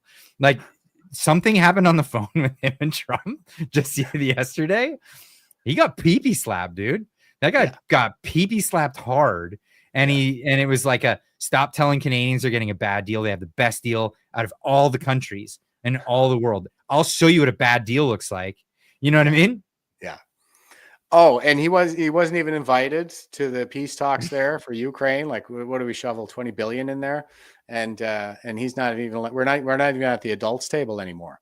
I love how Mark Nixon photoshopped a plant in there and said that was a stand-in. Mark Nixon's been on it all week, and he's been like doing pictures of him with like a plant. He's like, "I met the prime minister today." It's way too funny. Yeah. But listen, man, I got one chat left here, and then we're gonna get over to the Discord. I don't know if you're a member of Discord. I got on the Discord with you guys last time, and I was up till 4 a.m. I think. Yeah, I know. You're in Nova Scotia, so it's so late already. Yeah. So you're very charitable with your time. I want to thank you. I don't know how to thank you enough, man. It's my pleasure, man. Like, I got to get out there and do this stuff. I got a war to fight, and if I just stay home and do nothing, then the war turns inwards and destroys me. That's what I always say. So, Well, it's turning inwards, and that's why I got you on here, because you know more about it than most the people that I know. So I really wanted to have you on here. Johnny Says So for 5 says, Dave Smith argues that anyone who gets labeled woke right also happens to oppose interventionist wars. Hard to argue with that. Great show, guys. I argue against interventionist wars. I don't get labeled woke right. The woke right that I know of, they're so on the beat of India bad, Indians bad. They don't even speak of foreign entanglement. I don't know. I have no idea. Perhaps that's the case. What do you think? I guess I have an issue with the term interventionist. I mean, is interventionism like World War II? You know, Germany, Japan, Italy. Those are all success stories. I think what's happened over the course of the last several decades is we lost our way, particularly since Vietnam, because South Korea is another success story. And what did they do? I mean, they went in there, they toppled a government, destroyed a military, reform for like an entire human lifetime, educate, and teach them capitalism, the practices of self-governance that we've proven effective elsewhere in the world. And those are the success stories. But after Vietnam, then we got into this whole quagmires and foreign entanglements and non-interventionist stuff, and so we go with half measures now. Now there never should have been like a 2003 Iraq war, because the first Iraq war was over in 42 days, but they didn't even depose the dictator. So they should have gone in there. They should have gone with whole measures, and they should have applied the same model that they've proven effective elsewhere in the world. George Bush was a very big piss off. What's that? Like, let's be honest. George Bush was a huge piss off. He ran on specifically this. He said, no more foreign entanglements, no more nation building. I am not going to do any of this stuff. What does he do? Well, and see, then they got attacked. Then they got 9/11. I just think that there is a kind of narrative where, this anti-Western narrative again, where it starts with the Western counteroffensive. This goes all the way back to the Crusades. Like the Crusades were a counteroffensive, 1095. This was after centuries of Muslim aggression against Christians and Jews, particularly in the Holy Land. And it was the Crusades to liberate the Holy Land. There were something like 5 battles that they fought, and there's been over like 550, I think 50 battles. 50 didn't battles. It get really bad around I think it was the 15th century, where they were getting ransacked so often that in Italy, that the Italians were going to depose the Pope, and then they're like, okay, fine, we'll have a crusade. Let's go. Let's do it. Yeah. I'm not sure which one you're talking about there. Like the Second Crusades would have been to expunge the Cathar heresy in the south of France, and that would have been around like that would be the 15th century. That's what I think of anyway. But the thing about the narrative around war in particular, to me, I think it's like a wildfire. Like it's going to happen. It's part of the natural state of man. It has been going back to time immemorial. And the further back you go, the bigger and the bloodier those wars get. The thing is that it's the old Cain and Abel. It's that human proclivity for envy. Where if you're on top of the mountain, everybody's always trying to tear you down, crabs in a bucket. And the Roman Empire would get attacked constantly, and their citizens would be attacked by what do you call them, caravans, robbers, this kind of thing all the time. And so rape, all kinds of stuff. And that's what the legionnaires would do, is they would hunt down these criminals and crucify them, or give them the blood eagle, or whatever, like do some of the most heinous things to them to send a message, because that's what chimpanzees do, right? They don't actually kill a male when they catch him. They just absolutely maim him and castrate him, and then send him crawling back to mommy so he can die in front of his relatives slowly days later. And that's what the Romans would do. But when we hear about the Romans, we don't hear about the philosophy and how they're basically the keepers and defenders of the Enlightenment, much like we are today in the West Roman Empire, what's left of it. We don't hear about that and how it was the greatest civilization that had ever existed at that time.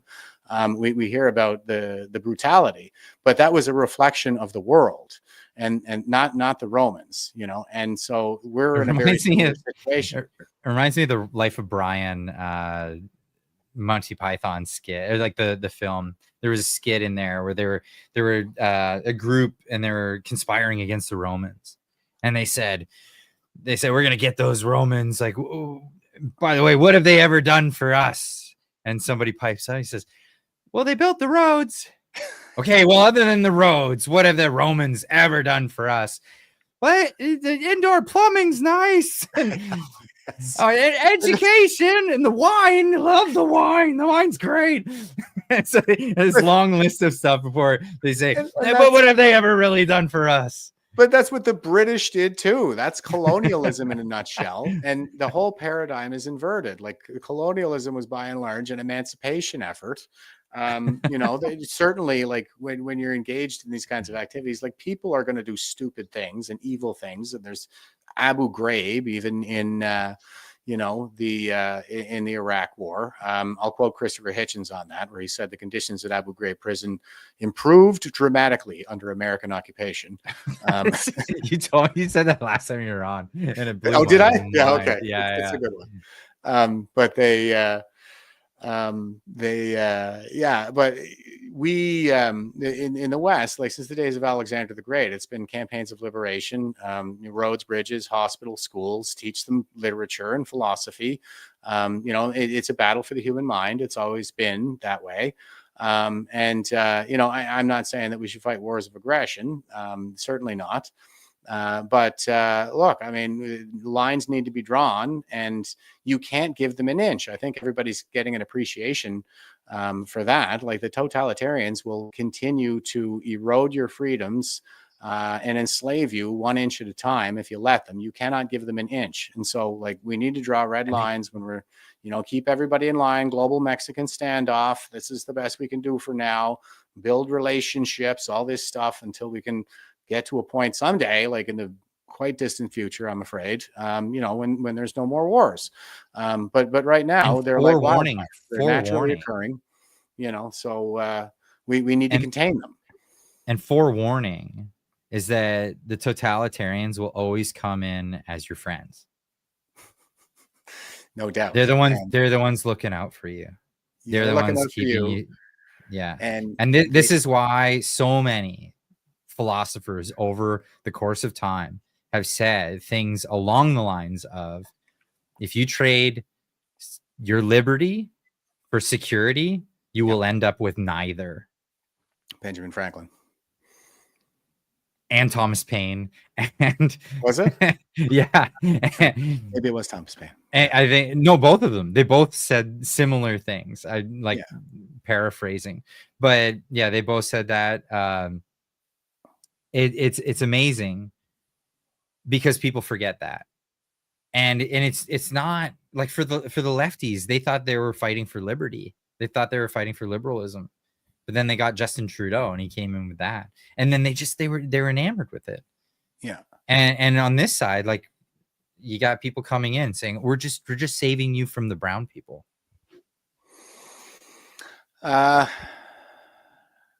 Yeah, some people are saying that. Some people are saying that. Some people buy that. Yeah, they're not that smooth. I don't, you know, they're not that smooth and they're not charming. I guess they're bad at being totalitarians.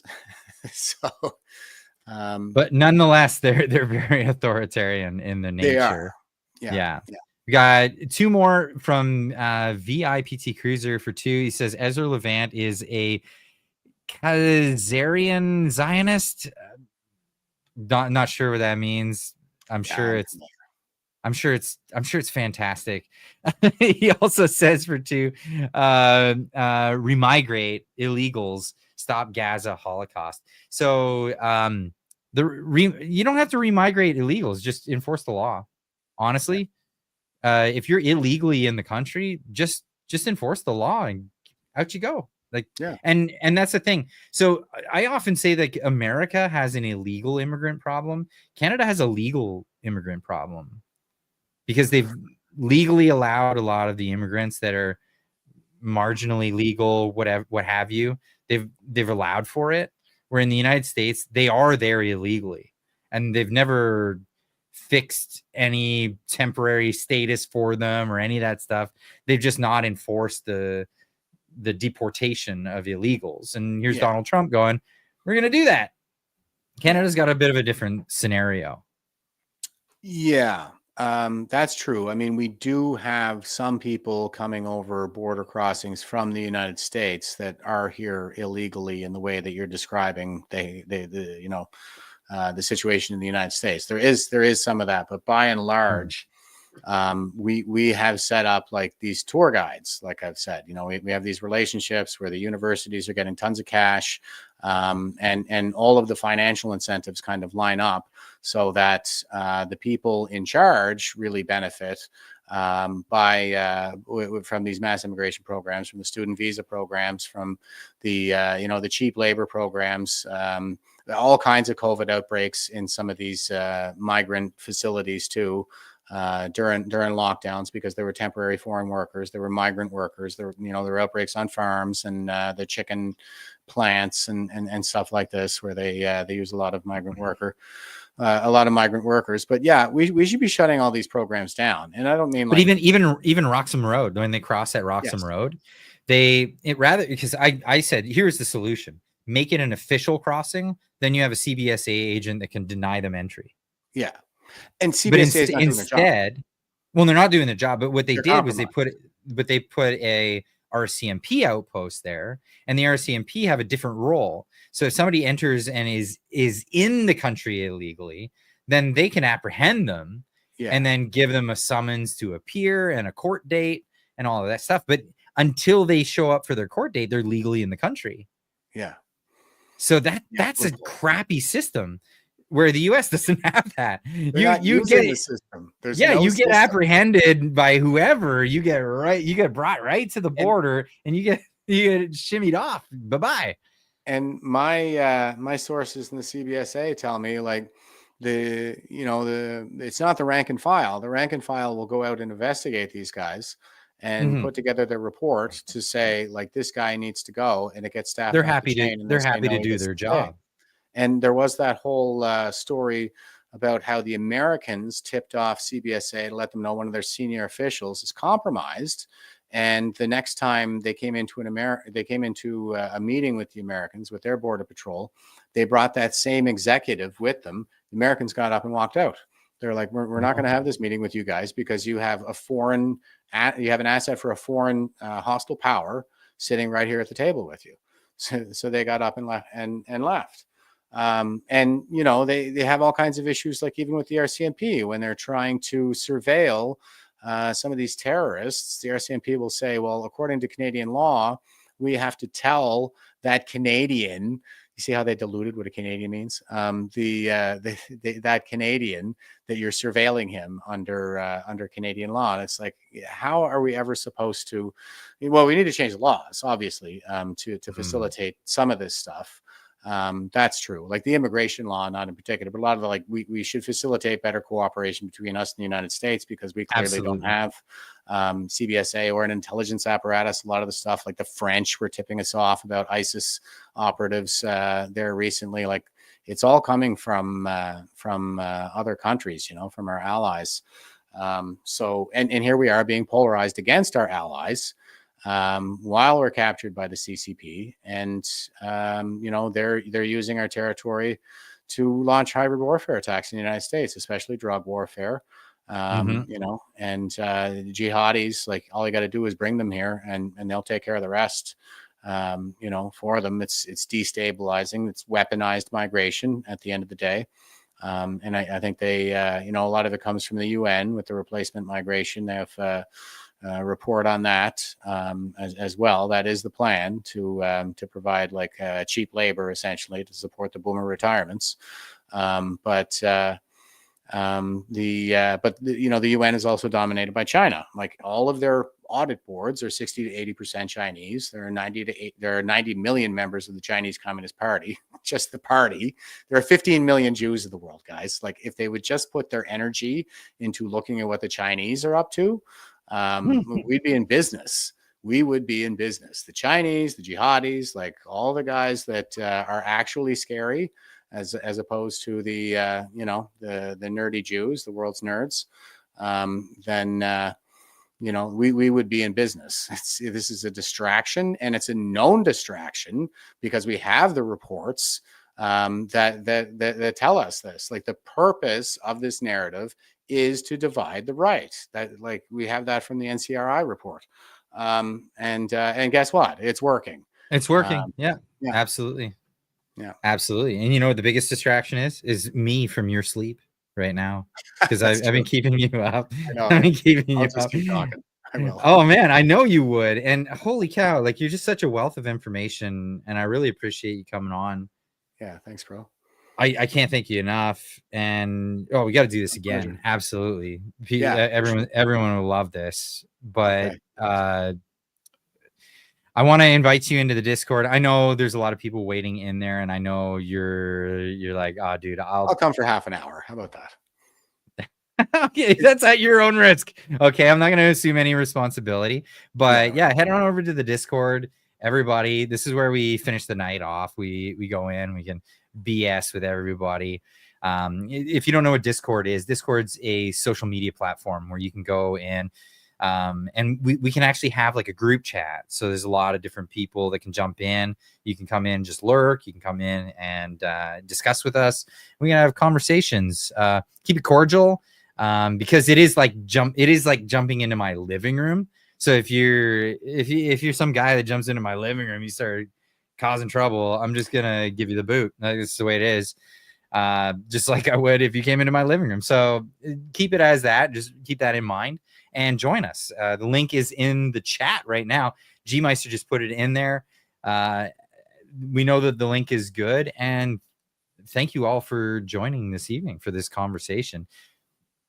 Jeff Evely, again, thank you so much. Wealth of information. I'm only picking at the surface, it feels like, tonight. But you've got so much more to say, and we're going to go over to the Discord and talk about it. If you're over watching on Twitter, sorry, but you're gonna have to go over to the YouTube to get the link. I'm not gonna put it on Twitter. I know there's actually like a lot of people watching on Twitter right now, but yeah, we're gonna end it off tonight, and we'll see you guys all Monday morning if we don't see you in the Discord. Good night, everybody. See you over there, guys.